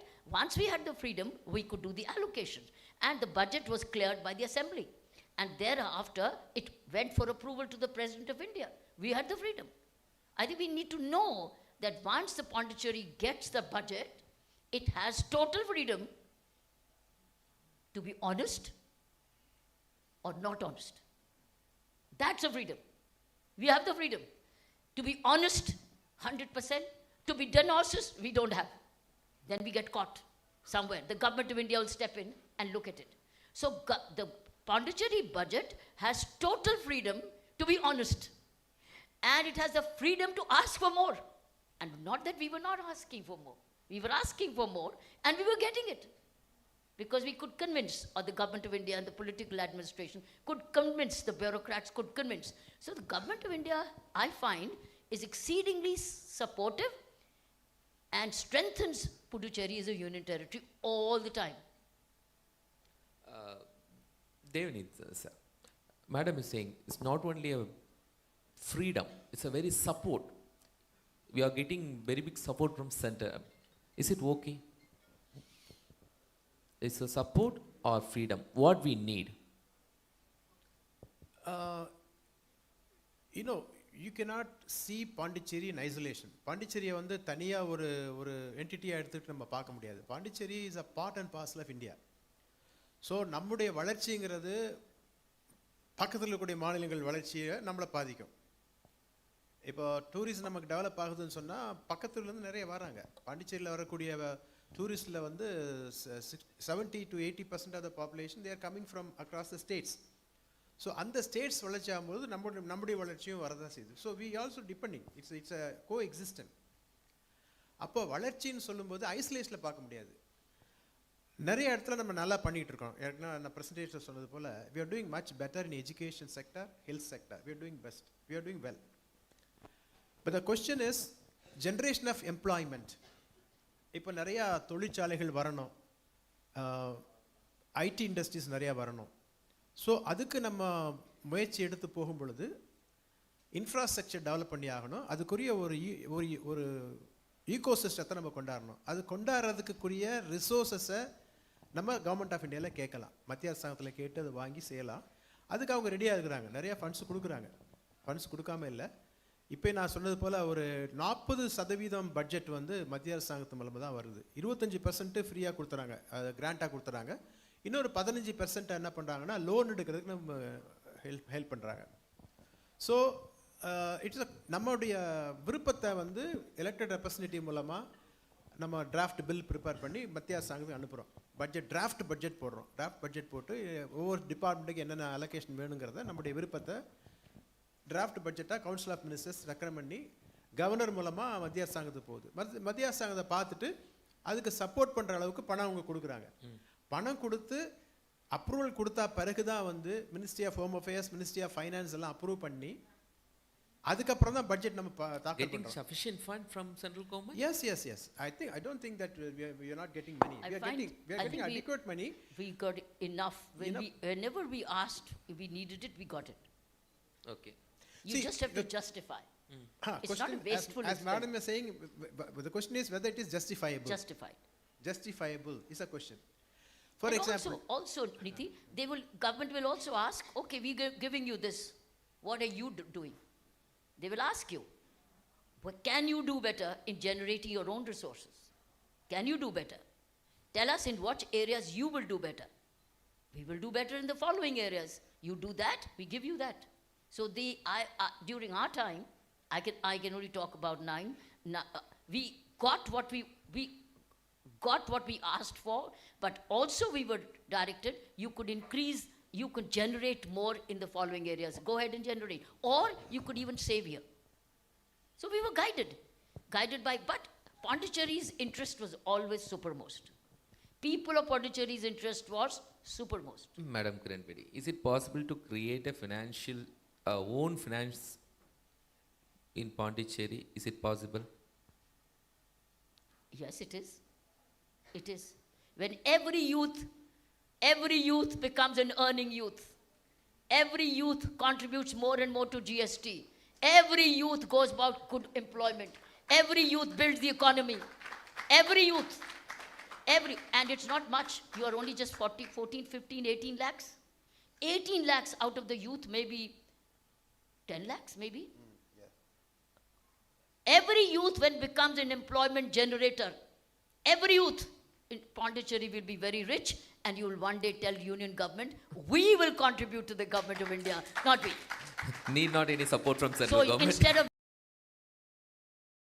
you becoming only consumer, you become a producer. You become a creator. Instead of you looking for jobs, you create jobs. If your attitude changes, I'm glad you have the youth. If the youth thinks we want to be rich and more, go ahead and earn, start earning, be entrepreneurs. Be economic entrepreneurs rather than looking for small jobs around. You become entrepreneurs, become business, become creators, become innovators. You will all be rich. You'll have enough. You might tell government of India, sir, we can contribute to you rather than you giving to us. Can the situation come? Can the situation? You have the best of the colleges here. You have the best of the universities here. You have everything here. Pondicherry has best of the medical colleges here. No place has such proportionate, so many medical colleges, such a small population. So, no population, such a small population, has got an All India Institute of Medical Sciences called JIPMER. No such a small population has got such a wonderful central university. No. Pondicherry, I think, is very privileged. Provided every one of us knows we have more than a comparative Indian share, proportionate share with other states of the country. Proportional survey karke dekh lo. Survey karke dekh lo. How much privileged we are, medically, educationally, we are. But provided every youth's mindset changes, I am not going to look for small jobs. I will look for entrepreneurship. How many startups have come up in Pondicherry? Tell me how many startups have been created in Pondicherry. Raise your hand. Any startups created in Pondicherry? Two. And a population of more than 10 lakhs of youth. 2. So why can't every youth be looking for, not individually, collectively, start doing your business, do entrepreneurship, and Pondicherry can create more. Do you know what Pondicherry always is remembered for? Agarbatti from Aurobindo. That's what we're known for. Agarbatti and the creed. What else? What else? Tell me. Why isn't every Indian youth's mindset changes to become a creator and a wealth generator? Unless you become wealth generators, you will not. So look, don't put it on the government to provide. What about you? You getting best of education, best of healthcare. Healthcare proportionally the finest here. The number of medical colleges, you have the finest here. In fact, it can be the healthiest union territory in India. How? You might ask me how? How? All medical college students, and thousands of them, adopt villages, adopt outlying areas, and start doing volunteerism. You will have no unhealthy person here. No unhealthy person. How many of our youth go volunteering? How many did? How many are made to say go back and adopt? Many colleges say we will make you educate yourself, provided you stay in contract with us to serve in the rural areas, etc. You can do that. So I think Pondicherry can be the richest in this country, provided the youth of Puducherry fully utilizes its education and medical care and become entrepreneurs and does startups. So let's analyze when your organization does the next conclave, if it does in Pondicherry, how many startups have come from Pondicherry. Let that be a measurement. Great motivation for the youngsters, madam. Thank you. Sir, You'll be rich. Sir, what do you think about the constitutional powers of LT in UT? He's explained it. LG.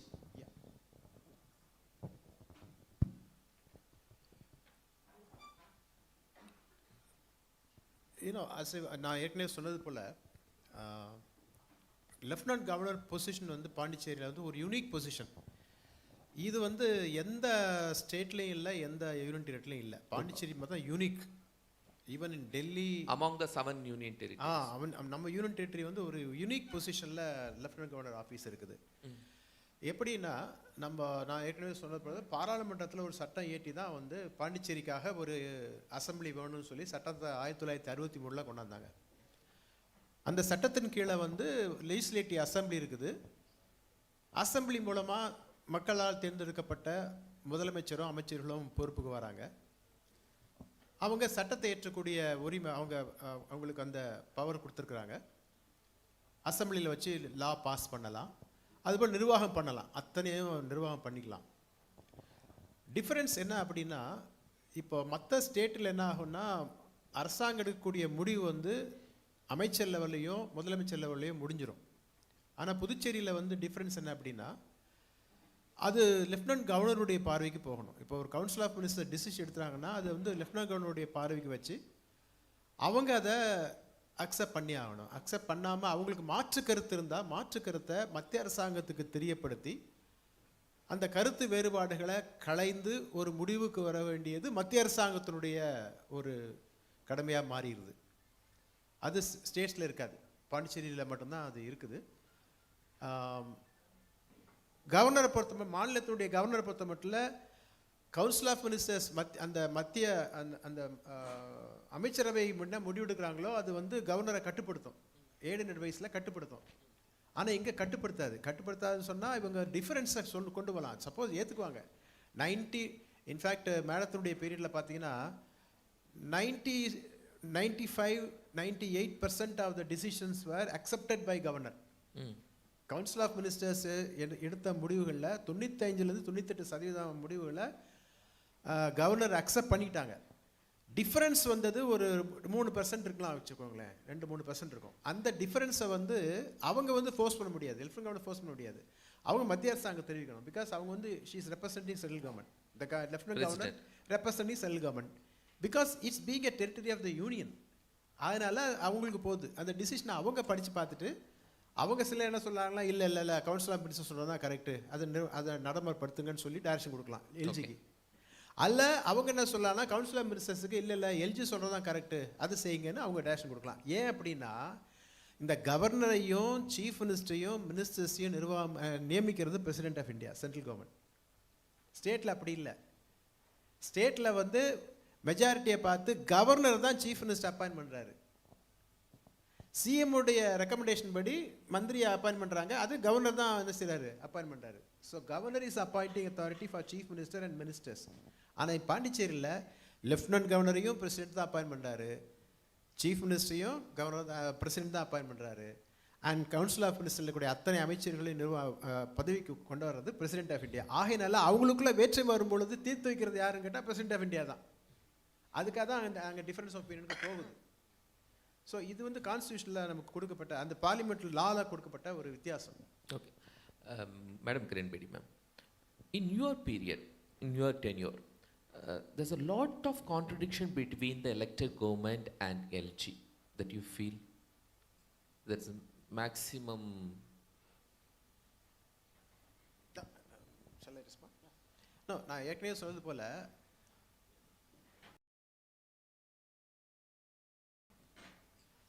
அமைச்சரவை எடுக்கக்கூடிய தீர்மானங்கள் 100 தீர்மானங்கள் சொன்னால் நான் வந்து அங்கே செக்ரட்டரிங்கிற மாதிரிலாம் work பண்ணலான்னு எனக்கு தெரியும். ஒரு 95-96% வந்து மேடம் வந்து அக்செப்ட் பண்ணி அப்ரூவ் பண்ணி ஆர்டர்ஸ் இஷ்யூ பண்ணியிருக்காங்க. இன்ஃபேக்ட் மேடத்தினுடைய பீரியடில் என்ன பண்ணுவாங்கன்னா ஒவ்வொரு வாரமும் என்னென்ன ஃபைல்ஸ் கிளியர் பண்ணாங்க லிஸ்ட்டே போடுவாங்க. ஒவ்வொரு வாரமும் ஓப்பன் லிஸ்ட். இந்த வாரம் வந்து சனிக்கிழமை எல்லாரும் பார்ப்பாங்க, வெள்ளிக்கிழமை நைட்டே எல்லாம் பார்த்துருவாங்க. ஓப்பனாக எல்லாத்துலேயும் வந்துடும், என்னென்ன அது கிளியர் பண்ணியிருக்காங்கன்னு தெளிவாக வந்துடும். அதில் அது மாற்றுறதுக்கு ஒன்றும் இல்லை. பட் எது வந்து வித்தியாசம் first introduce by Kiran Bedi ma'am. Madam தான் இன்ட்ரோடியூஸ் பண்ணாங்க. ஸோ அதனால் வந்து பெரும்பாலான டிஃபரன்ஸ் ஆஃப் ஒப்பீனியன் வந்துங்கிறத நான் ஏற்றுக்க முடியாது, அது சரியான கருத்தும் இல்லை. பெரும்பாலான ஏற்றுக்க செஞ்சுருக்காங்க, சில வித்தியாசம் வரத்தான் செய்யும். Your opinion, is there any contradiction between?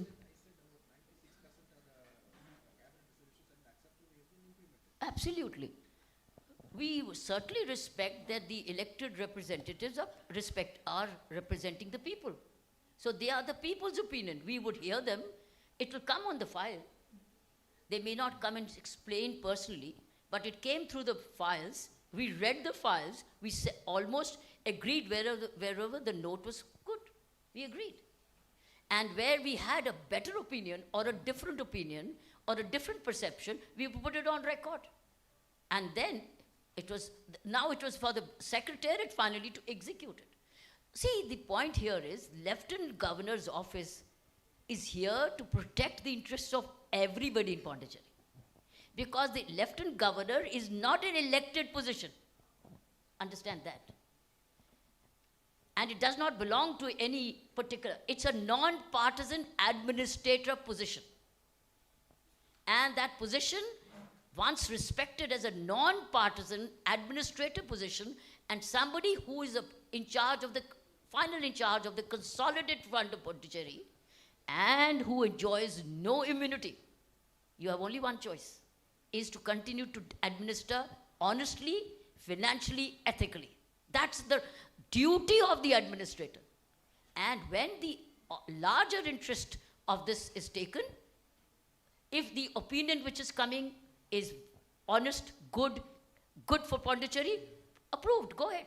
If you think that's one opinion, I'm not saying that would be wrong.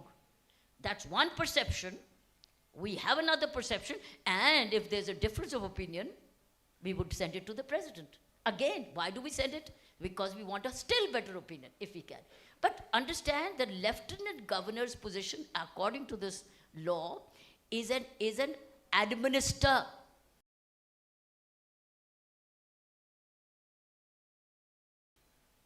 And unelected but appointed, and also accountable to the government and accountable to the law.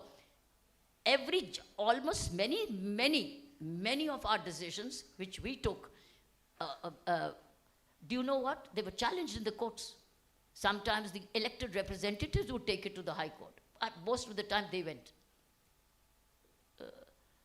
The good news is, since I have kept track of your news ever since I left, each one of them, which was taken by the Government of India or the Lieutenant Governor's office, was upheld either by the Supreme Court or by the High Court. And the last which I heard about was the medical seats.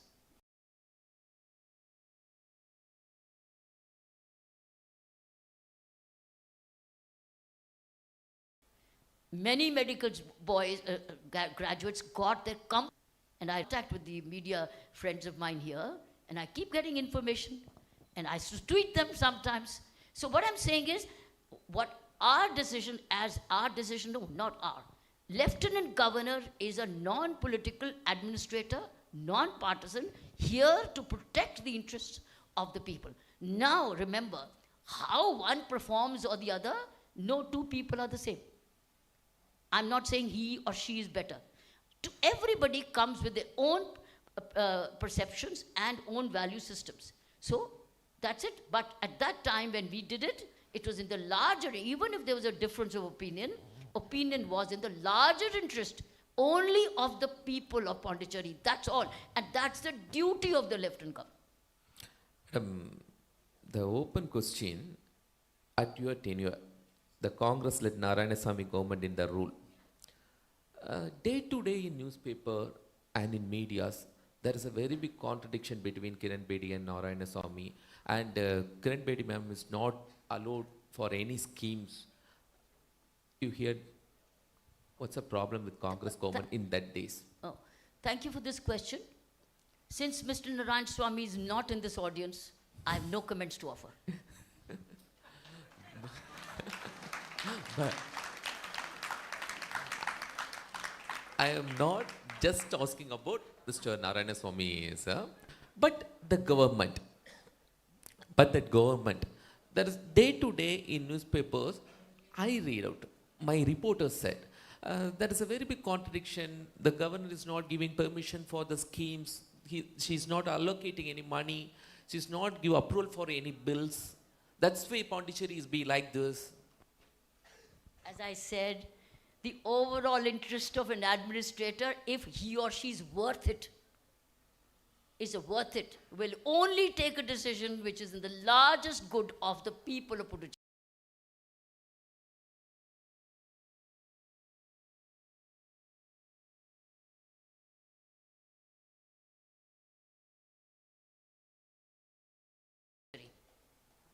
Not for A or B. That's it. And that was all. That is the duty, the legal duty.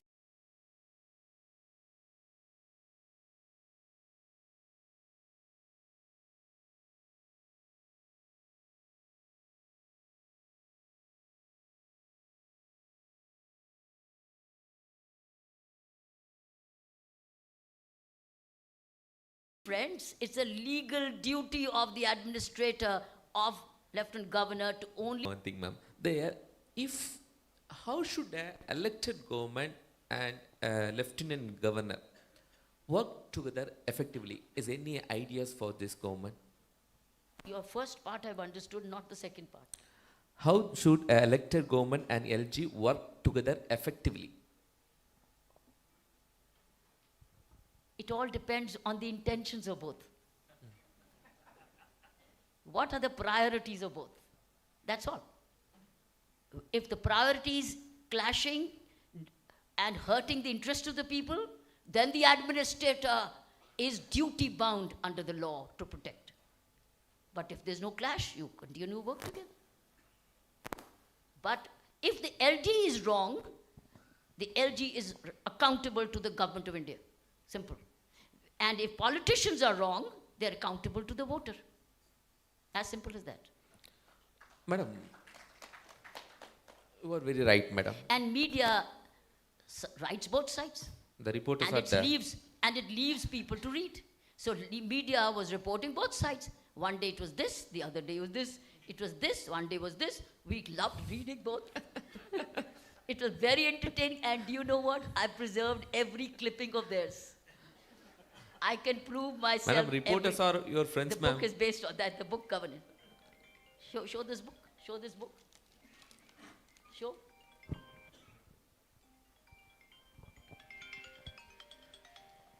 Archiyum Tamilum, right? You want to read? Achamata No, Archi. 1 second. There's a Tamil book. How many of you got an idea of it? Huh? Fearless Governance. Has any youth read it? Any youth who's read it, I'd like to give you a gift. 1. That's all. 2. 3 hands. 4. Youth. No, not senior officer. Youth. Give me one youth who's read this book. Because this book has been written for you. For you. Tell me one hand. Please, One please hand. stand up. You Please read stand it? up. Are you youth? Are you an employee? I want a student. Any student who's read this book, friends, this was written for you. Yeah, please stand up. It was not written for profit. That blue t-shirt. So that you have, who said this?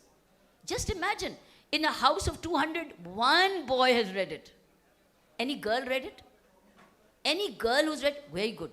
You read it? You read it in English or Tamil? English. Because the bookshop seller, my publisher asked the bookshop seller. He says, I don't want books because they don't sell. Puducherry does not read. They said students don't read. And you know, he didn't keep the book. So the book is not with you. This book is published in Tamil and English. And French also, by the way. But see, out of you, 2 have read it. If you really love Puducherry and you want to be an integral part of the governance, and what are your rights and responsibilities as youth, you would have read it. And you will know it. Everything, what Niti Das has said is all here. And whatever he talks about issues are here. And how we resolve them are here. The news reports are here. Pictures are here. Your statements are here. Innovations are here. And you don't read it. So, you're far away from a startup. Forget about startup. You don't even read. And when you don't read, why will you create wealth? How will you create entrepreneurship? How will you innovate when you don't read? At this age of 76, I'm 76. I read every day, at least for 2 hours. Come what may, I have to read. Niti Das reads almost a book every 2 days. That is what keeps you growing. You want to have a growth mindset? You want to know your rights and responsibilities? No. And here is something which has been written for you. Do you know why I wrote this book? So that I owe a responsibility to Puducherry to document this history of governance, which worked. A governance which delivered. A governance which protected the interests of the people of Pondicherry. Whatever the challenges were. It's not a critique. It's a factual analysis based on evidence. So, are you happy that you did not read? Tell me, are you happy or no? Yes or no? You youngsters, if you have to make Puducherry rich, innovative, creative, growth-oriented, you youngsters have to take responsibility. And that is to know what is right for you, what is good for you, and what are your rights. So friends, do have a look. Now I do not know whether who's selling the book or whatever, but he told me, haath khade kar diye, nobody buys the book. So I said, forget it then. Then I put it on my website. You free, download free. So I said, maybe Puducherry students only want it free. And you know it's free available. If you go to my website, kiranbedi.com, there's a soft copy you can download and read. Free. You don't charge anything. Because I had to make it available online so that you could read. And yet, you do not know it's available. That's my problem. My problem is not issues of governance. My problem is people's participation in governance. People cannot participate in governance if they do not know what's going on, what's happened, and what can they do now, and what can they protect, and how can they collaborate, how can they support. That's the challenge before not only Pondicherry, but across the length and breadth of this country. The youth, the Viksit Bharat will not come without the youth becoming more knowledgeable and more aware. Thank you very much, ma'am.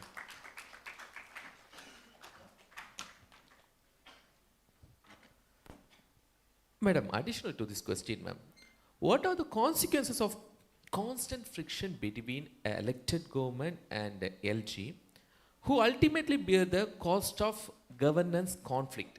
Finally, the lawyers win. In all cases, it's the lawyers who win. That's it. Big, heavy fees goes, and the budget, by the way, the money goes from the budget.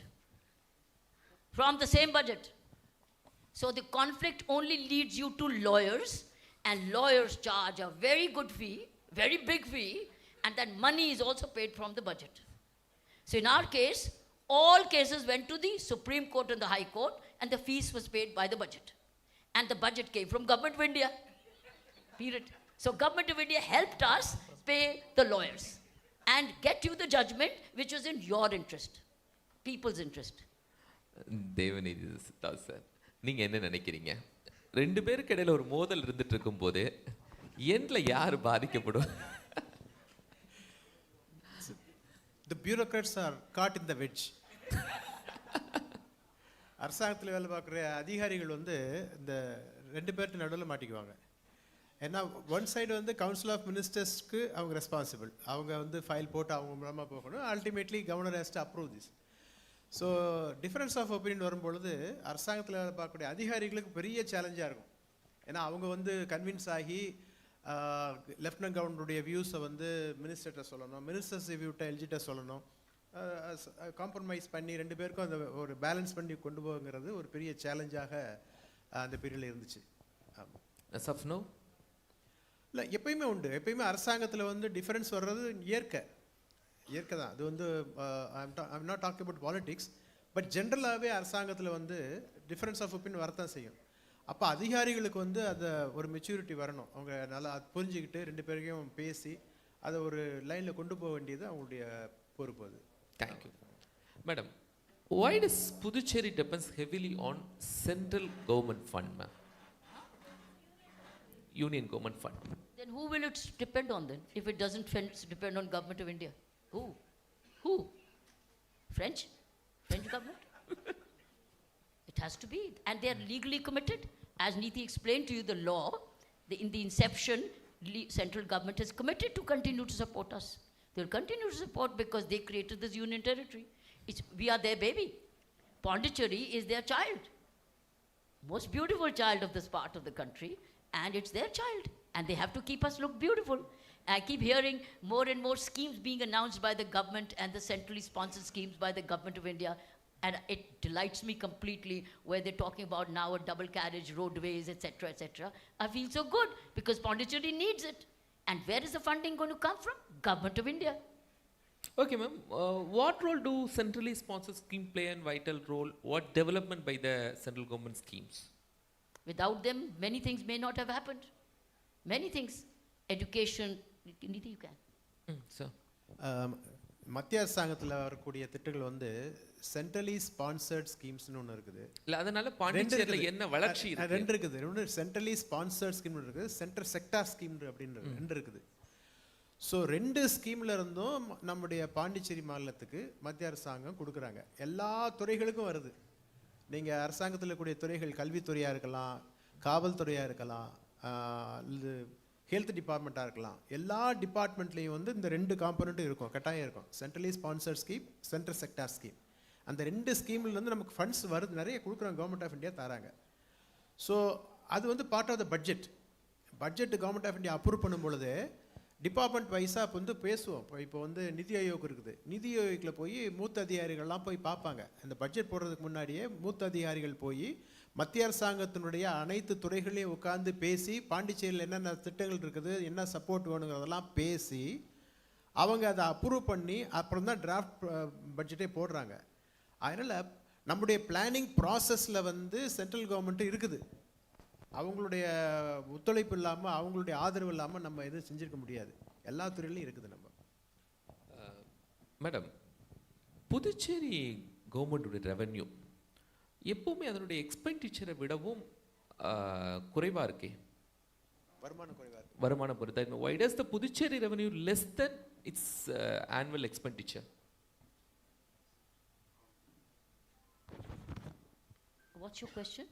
Why is Puducherry revenue less than its expenditure? Revenue generation. Revenue Yes. is your generation. I think many, as I said, these are political decisions sometimes. The water charges is a political decision. Rental of property is a political decision. So when you don't charge people services, or they're giving free, or they're giving subsidized, these are political decisions. And the Lieutenant Governor examines those compulsions and then evaluates. And so does the Government of India evaluate. But remember, certain essential services are political decisions. And that is understandable. As understandable. After all, we all understand how things can work. And some are not political decisions if our forces are diverted. And that's where sometimes a conflict comes. And that's why sometimes it goes to the Government of India that this is where we want revenue generation and there we can't. See, that's when things come as differences of opinion. But remember, political games are not easy. And our people want things free. They want free bijli, they want free pani, they want free education. They got everything free. Where's the money going to come from? They don't pay taxes. So when people don't pay their taxes or they hide GST, I remember that. One of my very senior officer was a GST officer. And every day, he would come and say, ma'am, I found every third shop or every closed shop having parallel records to save GST. So if you save taxes and do parallel parchi, dishonesty in business, how will you generate money? If you are dishonest in business, how will you generate money?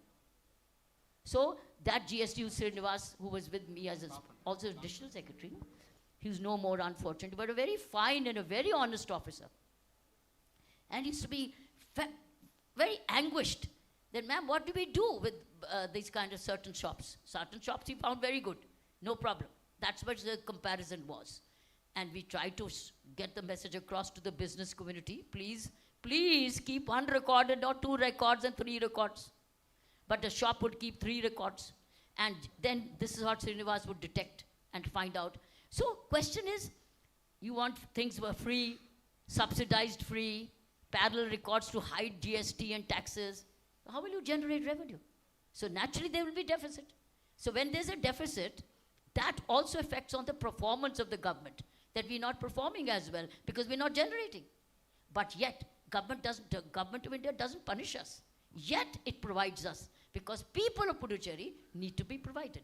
That's where the Government of India plays a role, and that's where the current Chief Minister also goes. I'm not that only the governor goes. Chief Ministers of the elected go to the Government of India, ask for money. So they also go ask for money. We also go ask for money. But why is money being hidden? Then they ask you, why are you not generating more revenues from your, why are you marginally increasing certain revenues? But the question here is, these are politically sensitive issues. So we don't get into those, but we try to do our best to see we generate as much as we can, and the government also has to keep people, Pondicherry, healthy and happy, and quality of life, so they generate. So it's a Government of India actually which bears the brunt of any freebies in Pondicherry. Oh, freebies is one of the reason. As Devinitha sir, புதுச்சேரியை பொறுத்த வரைக்கும் எந்த செலவினங்களை குறைக்கவே முடியாது, இந்த எக்ஸ்பெண்டிச்சர்லாம் புதுச்சேரியில் குறைக்கவே முடியாது அப்படின்னா நீங்கள் எதெல்லாம் சொல்லுவீங்க? இல்லை, இப்போ நம்ம வந்து பட்ஜெட்டில் 100 ரூபா செலவழிக்கிறோம் அப்படின்னா 85 ரூபா வந்து அரசாங்க ஊழியர்களுக்குரிய ஊதியம், பென்ஷனருக்குரிய பென்ஷன், வெல்ஃபேர் ஸ்கீம், மேடம் சொன்ன ஃப்ரீன்னு சொல்கிறோமே, இதில் வந்துடுது. இதெல்லாம் சேர்த்தாலே 85% அதில் செலவழிச்சிடும். Including freebies. சிலது பண்ணி தான் ஆகணும். இப்போ வந்து free education is a mandated. இது வந்து பார்லிமெண்ட்லேயே சட்டம் பாஸ் பண்ணி இலவச ஃப்ரீ எஜுகேஷன் வந்து it's a mandated now. Health also mandated. இதெல்லாம் மேண்டேட் பண்ணி தான் ஆகணும். ஆனால் சில காரியங்கள் ஹிஸ்டாரிக்கலாக பார்த்தீங்கன்னா பாண்டிச்சேரியில் இப்போ வந்து Pondicherry doesn't have rail connectivity. Rail connectivity இன்னும் பேசிகிட்டு இருக்கோம். Rail connectivity is an issue. இப்போ யானான் போனீங்கன்னா யானத்துக்கு நேரடியாக ட்ரெயின் கிடையாது. நீங்கள் வந்து காக்கிநாடாவில் இறங்கி போகணும். யானை இஸ் நாட் கனெக்டட். பாண்டிச்சேரியிலேருந்து எத்தனை ட்ரெயின் நேராக போகுது மற்ற ஸ்டேட்டுக்கு லிங்க் ஆகுதுன்னா இல்லை. இப்போ தான் டெவலப் ஆகிட்டு இருக்குது. So it's a responsibility of central government to provide money. அப்போ ரயில் கனெக்டிவிட்டி கொடுக்க வேண்டியது சென்ட்ரல் கவர்மெண்ட் தான். Air connectivity Pondicherry is not very much connected to. இப்போ தான் ரீசெண்டாக நிறைய ஸ்கீம்ஸ் உடான் ஸ்கீம்லாம் கொண்டு வந்து பண்ணிகிட்டு இருக்காங்க. ஸோ இன்ஃப்ராஸ்ட்ரக்சர் டெவலப் பண்ணக்கூடிய ரெஸ்பான்சிபிலிட்டியில் சென்ட்ரல் கவர்மெண்ட் இருக்கிறாங்க. And they are providing the money. இப்போ பாண்டிச்சேரியில் பார்த்தீங்கன்னா ஆரம்ப காலத்தில் இந்த இப்போன்னு சொல்ல பல வருஷம் ஐந்தாண்டு திட்டங்கள் மூலமாக பெஸ்ட் இன்ஸ்டிடியூஷன் வந்து பாண்டிச்சேரிக்கு வந்து சென்ட்ரல் கவர்மெண்ட் சாங்ஷன் பண்ணாங்க. Not only JIPMER is one example. Pondicherry university another example. இன்னொரு எக்ஸாம்பிள் பார்த்தீங்கன்னா பாண்டிச்சேரியில் ஃபஸ்ட்டு இன்ஜினியரிங் காலேஜ் ஸ்டார்ட் பண்ணது சென்ட்ரல் கவர்மெண்ட். பெக்குன்னு சொல்கிறோம். Pondicherry engineering college was initiated with the government of India support. Veterinary college, dental college, agriculture college, and so many institutions were developed in Pondicherry by the support of government of India. So அதுக்கெல்லாம் அவங்க கொடுத்தாங்க நமக்கு. ஏன்னா நம்மகிட்ட இல்லை. அப்போ மற்ற ஸ்டேட்ஸில் இருந்துச்சு, தமிழ்நாட்டில் இருந்துச்சு, கேரளா எல்லா ஊர்லேயும் இருந்தது, பாண்டிச்சேரியில் இல்லை. So since government of India took a responsibility to administer these territories financially, they have provided the money. So அது கொடுத்துட்டு தான் இருக்காங்க, கொடுக்காமலாம் ஒன்றும் இல்லை. பட் இன்ஃப்ராஸ்ட்ரக்சர் டெவலப் பண்ணுற அளவுக்கு நம்ம பொருளாதாரத்தை வளர்த்துக்கல. நம்ம வந்து நான் ஏற்கனவே சொல்கிறது போல் ஃப்ரீபி கல்ச்சரை கொஞ்சம் நம்ம மாற்றினா நல்லாயிருக்கும். மக்கள் வந்து ஃப்ரீபி எதிர்பார்க்கவே இல்லை. நான் உங்களுக்கு இன்னொன்று சொல்ல விரும்புகிறேன். நம்ம மக்கள் சுகாதாரம் கல்வி அது கொடுத்தாகணும். அது மேண்டேட். அது கொடுத்தாகணும். அது சொல்ல மற்ற ஃப்ரீபீஸை மக்கள் எதிர்பார்க்கவில்லை. அது ஒரு மாயை தோற்றம். இன்றைக்கி நான் சம்பாதிச்சு என் குடும்பத்தை நிர்வாகம் பண்ண முடியும்னு சொன்னால் நான் ஏன் போய் கை நீட்டு நிற்கிறோம்? ஏன் நிற்கிறேன்? அரசாங்கத்தை நம்பி மக்கள் எதிர்பார்க்கலை, மற்ற எதிர்பார்க்கவும் இல்லை.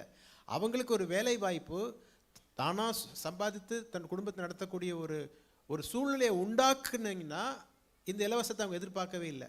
அதனால் மக்கள் எதிர்பார்க்காங்கன்னு சொல்கிறது தவறு. மக்கள் எதிர்பார்க்கல. மக்கள் எதிர்பார்க்கறது அவங்களுக்கு அவங்க பொருளாதார சுதந்திரம் வரணும், அவங்களுக்கு வேலை வாய்ப்புகள் உண்டாக்கணும்.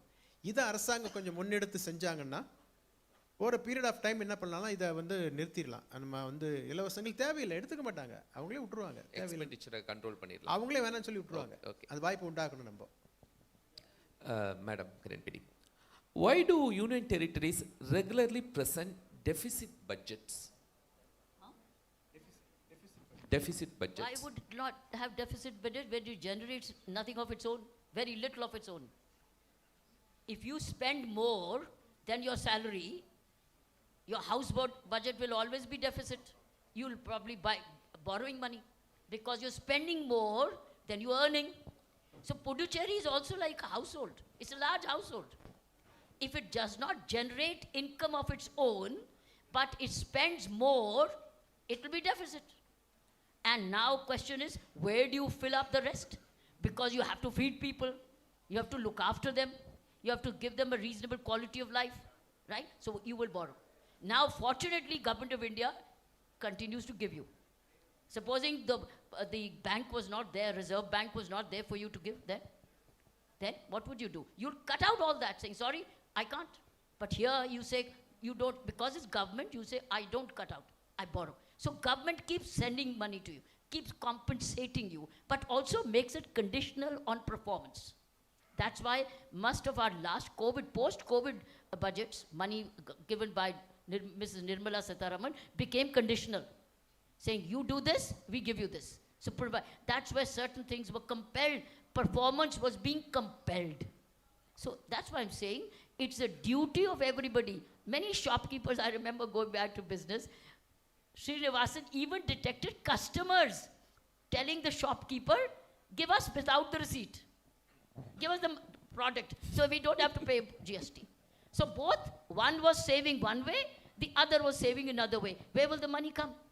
So there's no income tax or there's no GST. So that's one thing. You will have a deficit only because you spend more And then when you spend more or you make announcements more, you don't look at the budget, whether you have the money or not. Now the conflict used to come, oh, we made an announcement, now we have to comply. Then when we used to ask, where's the money going to come from? Oh, we will take the money from this head to this head. Remember, Niti?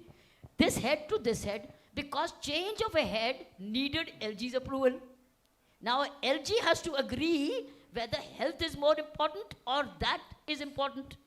And when health is more important, that is not important, there's a conflict.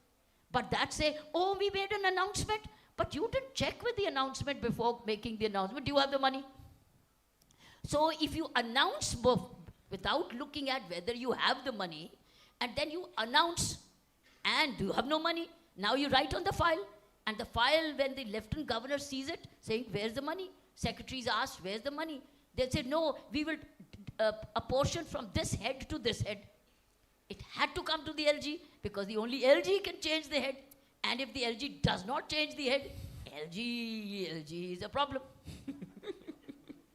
And if the LG agrees, then LG is a problem for the government of India.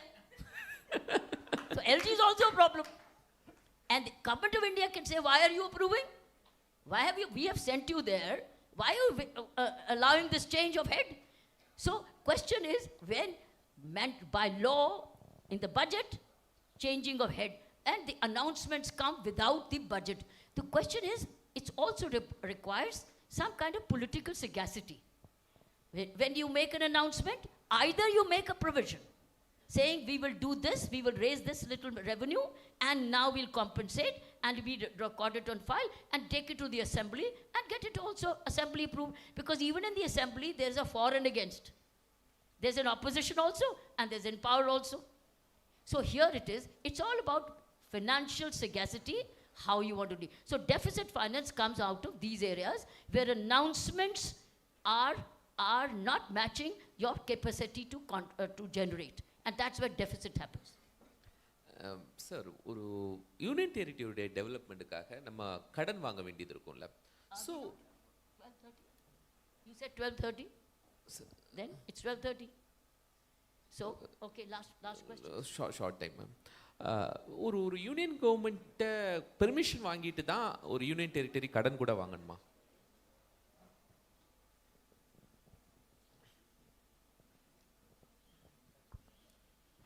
இப்போ கடன் கொடுக்குறவங்க வந்து guarantee எதிர்பார்ப்பாங்க.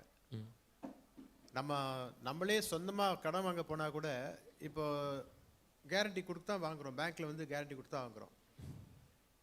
So அந்த guarantee கொடுக்கக்கூடிய capacity நமக்கு இருக்குதா அப்படின்னா இல்லை. நம்ம ஜென்ரேட் பண்ணக்கூடிய இன்கத்தை வச்சு தான் அவங்க லோன் கொடுப்பாங்க. அதுக்கு சென்ட்ரல் கவர்மெண்ட் தான் என்ன செய்கிறாங்க, கேரண்டி கொடுக்குறாங்க. நம்ம பாண்டிச்சேரி கவர்மெண்ட்டை பொறுத்தவரையில் சென்ட்ரல் கவர்மெண்ட் கொடுக்குறாங்க. இப்போ அதை மாடிஃபை 2006க்கு அப்புறம் அதை மாடிஃபை பண்ணிட்டாங்க. நம்முடைய ரிசோர்ஸஸ் அவங்க செக் பண்ணிவிட்டு நம்முடைய பொருளாதாரத்தில் எப்படி வளர்ந்துருக்கோன்னு பார்த்துட்டு அது தகுந்த மாதிரி லோன் எடுக்கிறதுக்கு ப்ரொவிஷன் கொடுத்துருக்காங்க. லெஃப்டினன்ட் கவர்னர் அப்ரூவ் பண்ணி அதை வாங்கிக்கலாம், அந்த ப்ரொவிஷன் கொடுத்துருக்காங்க. Okay, madam, my question is to you, ma'am. Basically, sir, நான் அது உங்கள்கிட்ட இருந்தே ஸ்டார்ட் பண்ணிடுறேன். Would we continue to stretch the program or we keep to the timetable? 10 minutes more. Because I have commitments to follow. 10 minutes, ma'am. Sorry. No, instead of these 10 minutes, why don't we ask some Q&A from them? Let's have a Q&A from them. Let the juniors, youngsters participate in, rather than we repeating only about budget deficit. Okay, go ahead. Any questions, please? Is there any question from student side? Okay, I have a question. Why haven't you read the book? When it's about you. When it's about Pondicherry. Oh, you were so busy looking at the reels on Facebook. Madam, first row question. Okay, your question. Sir. Hello. Students, we want students. Madam, hello. Can we have the students, please? Madam, ma'am. When you are as a LG, the Rajniwas is open for a citizen of Puducherry. But now the Rajniwas is not open for citizen of Puducherry.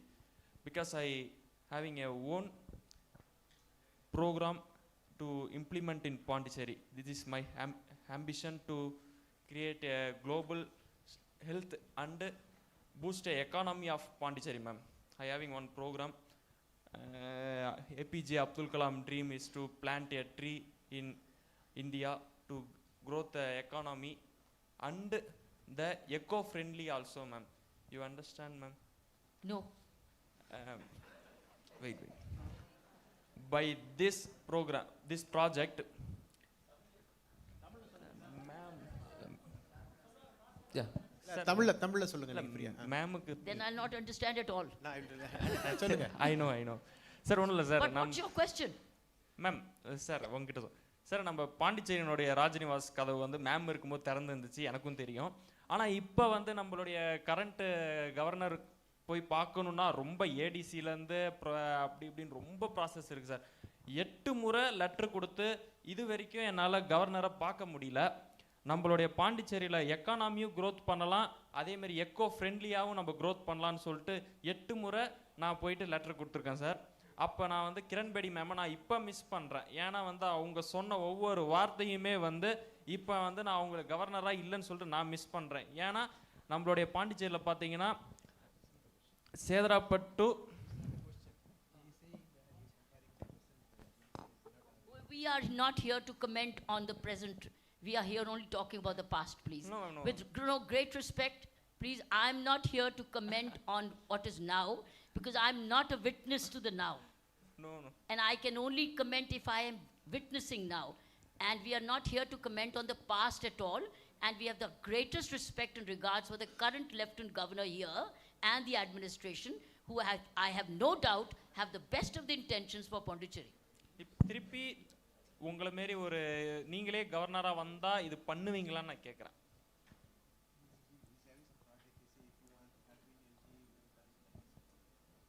Well,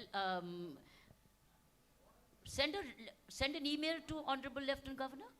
Yes, Maybe it will reach him, Yes, and he may respond. I'm sure he May has not an email. respond. Please send him an email and ask for an appointment. They To not explain? giving me appointment, ma'am. Okay. So ask for again. Don't repeat. Don't I'm give not up. stopping, ma'am. I will. Thank you. Thank you.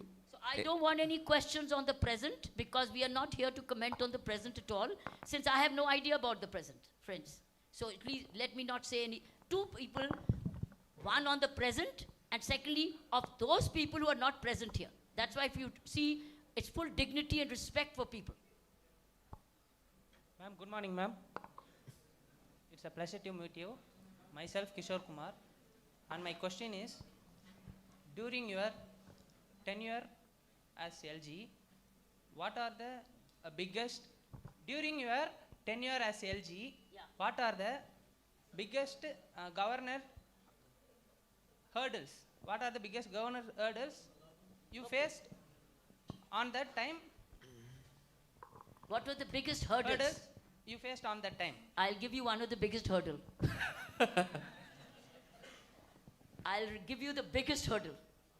We wanted to make Puducherry 100% green by plantation. Right? Okay. I went to certain forums where we said, students, join us for a regular program on tree plantation. Right? 200 hands went up saying, we'll all be there, we'll all be there, we'll all be there. 200. And when it actually came, 12 came. 12 came. So what is the hurdle? We wanted a plantation. And they all agreed we want green Pondicherry plantation. We said over the weekends we got a lot of saplings, but only 12 came. Where's the hurdle? Hurdle. Where's the hurdle? Hurdle is participation. Hurdle is commitment. Hurdle is love for where you are. Hurdle is conscientiousness. Karma, seva. That is a hurdle. So only 12 could. And I have pictures of those 12. And we gave certificates to those 12. And where were the others? They didn't come. So when you commit something, this is the hurdle. You must honor it. Okay. And that's the first thing which youth must learn. If either don't commit or commit, then I have to be there. Okay. See this? You want everything easy. You want a bus at the doorstep. And then from the bus, you want to be picked up to the station. And then there you want good refreshments. And then you want good certificate, and then maybe you want an honorarium for having come.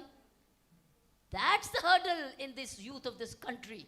Not only you, youth of this country, which wants something quid pro quo and doesn't honor its commitment and responsibility towards its country. You, Puducherry, can be the finest union territory in this country, in the world. You have youth power. You have real youth power. And you have educated power.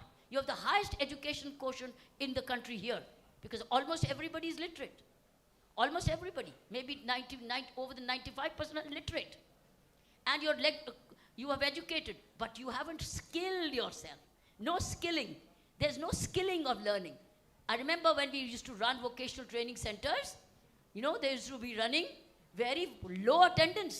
Students would not come to learn when we had learning centers. So unless you learn and stretch yourself and willing to work and use your hands, you don't want to use your hands. Use your hands and you work, because when you were coming for the tree plantation, you had to stretch out of your bed, out of your other routines, and leave your girlfriend behind and then come. That's a problem. So hurdle is your lack of commitment as youth in Puducherry. Now you know that? Yeah. Thank you, ma'am. Good afternoon, ma'am. I'm Janathan from University. I have a doubt about our financial budget. When we allocate our financial, we got 60% of resource from our Pondicherry and 25% from central government, 50% from loan. How will be paying back that loan? And who should be pay that money to the bank? How, ma'am? I have a doubt. Not only the loan amount, but also with interest you have to pay back. Yeah, sir. That's why I'm asking. It's a part of the budget. In the budget, the outgoings expenditure, it's a revenue expenditure. Again, it's a revenue expenditure. As I was telling you, 85% of the money is spent on revenue expenditure. It is also a commitment, a liability towards a loan. Along with interest we are paying. And it is ballooning up. Thank you, sir. No, good question to ask. Do you know who will pay? Yeah, ma'am. The people. Your children. Yeah. Your children will play. Yeah, ma'am. Next year we are meet again the same situation. So your again. children, your grandchildren then will play. Thank you, ma'am. That girl.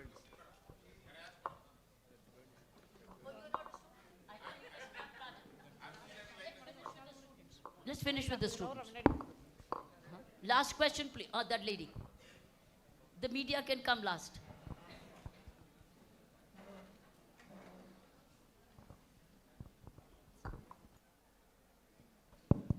A very good afternoon, ma'am.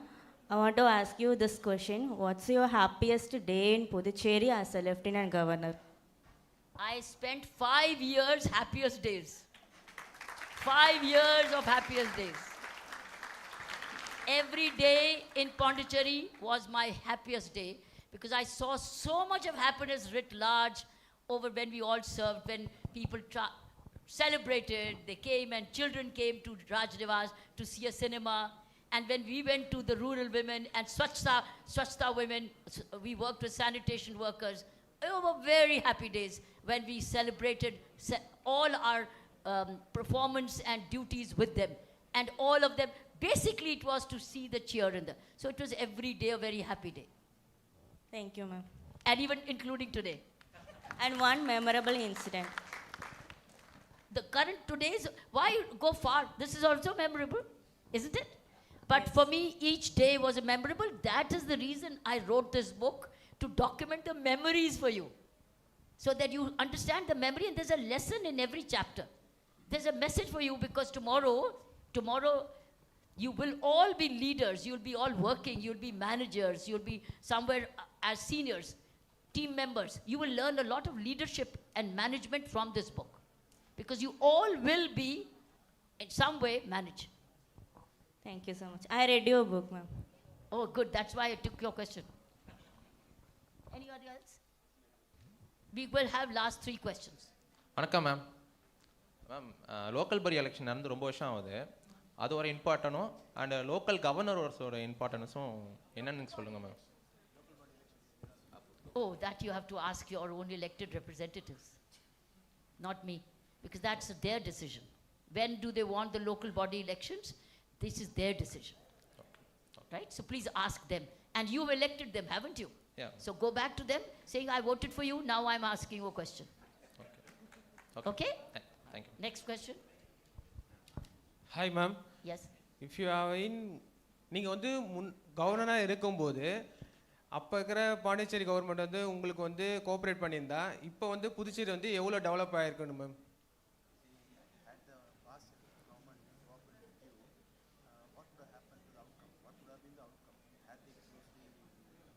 We'll ask the astrologer.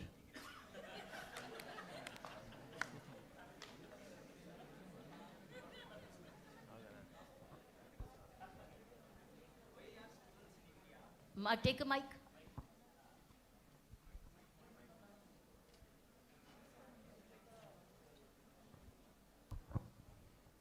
Good morning, ma'am. In India, why students primarily categorized by caste for college admission? Why students are? Categorized. Achha. Shouldn't the government give more importance to the family's income and a final condition? Since many students from so-called respected caste are also economically struggling. India is a major country where college administration and government benefits are officially categorized using caste and community-based reservation. I think these systems are part of our legacy. Pre-independence, post-independence. This division in the society is a legacy. It's a legacy, which we are all, by education, more awareness and forwardness, are overcoming. These are legacies. Yeah, please. As far as I'm concerned, it's a legacy which is declining over a period, but it'll take a long time. So as Madam was mentioning, we inherited legacy. But our constitutional makers, they want to make a correction in the system. So it is an affirmative action of the government. Affirmative action of the government or state by bringing a constitution. If you read Article 14, Article 16, Article 15, it talks about affirmative action. So provision of reservation in government jobs and also in educational institutions is a transient state. It is not a permanent feature. So government, once these, unfortunately, socially, economically poor, these families are risen up, once they reach the status, naturally these percentages will go away. So it's only a transient state, and it is our constitutional thinkers deliberated, elaborately, and then finally they brought into the constitution. It's a constitutionally mandated provisions. It is not some politically managed thing. So all the governments have to carry out these constitutional provisions as per the constitution. So the constitution documented to correct the legacy, that is where the constitution stepped in. And that's where Dr. Ambedkar is remembered. Yes, perfectly, ma'am. Madam, one more question from me. Only one question. No, Mr. Natarajan. Oh, Natarajan sir. You can keep that as the last question. He's the tallest man here in the audience. He was my friend in football. He used to take me to the grounds, and he was a big donator out of his company, Roundtable, who came and donated footballs to the village women, and that's where he and I used to join hands, right? Yes, ma'am. Remember? Yes, See, the memory goes back 5 years. It's so distinct. Correct, madam. Yeah, thank you. Good afternoon, madam. Welcome to Pondicherry. Your opinion on Pondicherry statehood? Oh, I think we've discussed it enough, haven't we? For and against. For and against has been discussed, and at the moment, if we don't get, we will lose the essence of this debate. So I would say, let's leave it for another time. Okay, thank you. Madam, one question from, final question, madam. Does the same government at Center and UT, what help for Pondicherry? What? Does the same government in Central and Union Territory, is there any help for Pondicherry? Any help? The whole budget is your help. What more do you want? Your budget is supported. Pondicherry, as a union territory, is being supported by the government of India at every stage. The more you ask, the more you generate, the more you'll get. The more you perform. I think the key is perform more, participate more, create more, and go ahead and announce that this will Pondicherry Viksit Bharat by the following methods. Go, you will get everything. You just have to go and earn it. Just go ahead and earn it. Let every student of Pondicherry decide for itself, I will be contributing to Viksit Bharat in the following ways. In the following ways. I will earn, I will generate, I will create wealth, and I will also be good charactered, and I will not spend money on drinking. Did I say that? I'll not spend money on drinking.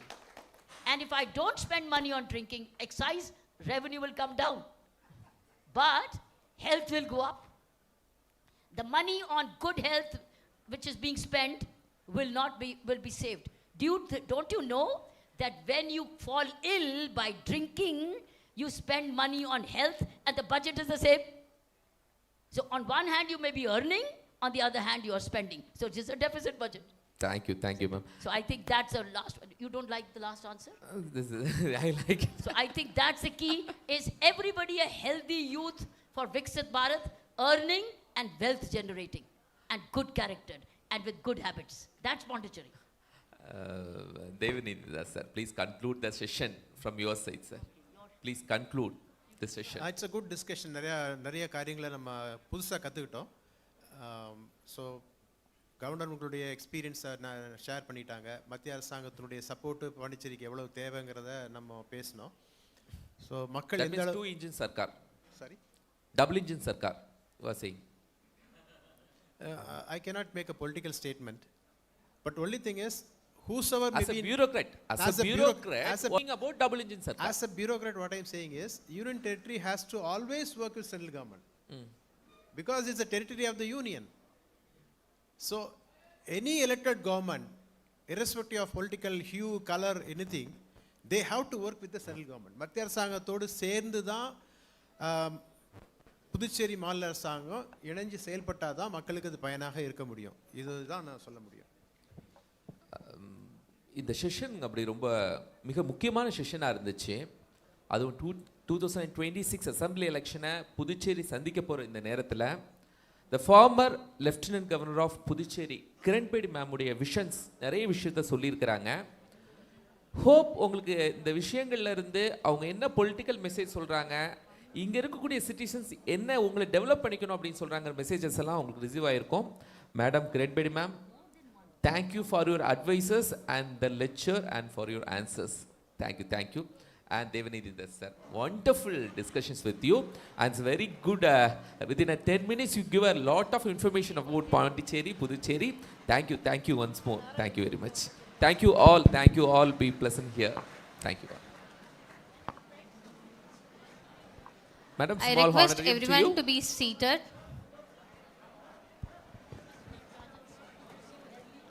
Please be seated and maintain the decorum of the event.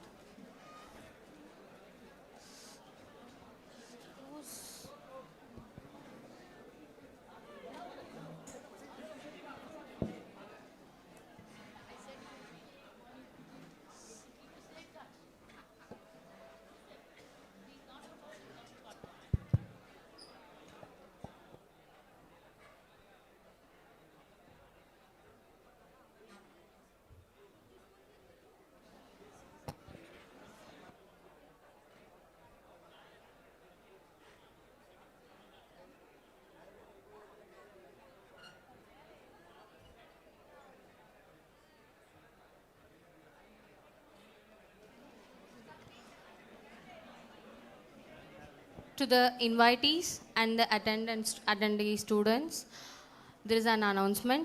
The food will be arranged in 15 minutes. I request you to maintain the decorum of the event, and when leaving, please leave in an ordered way. Thank you.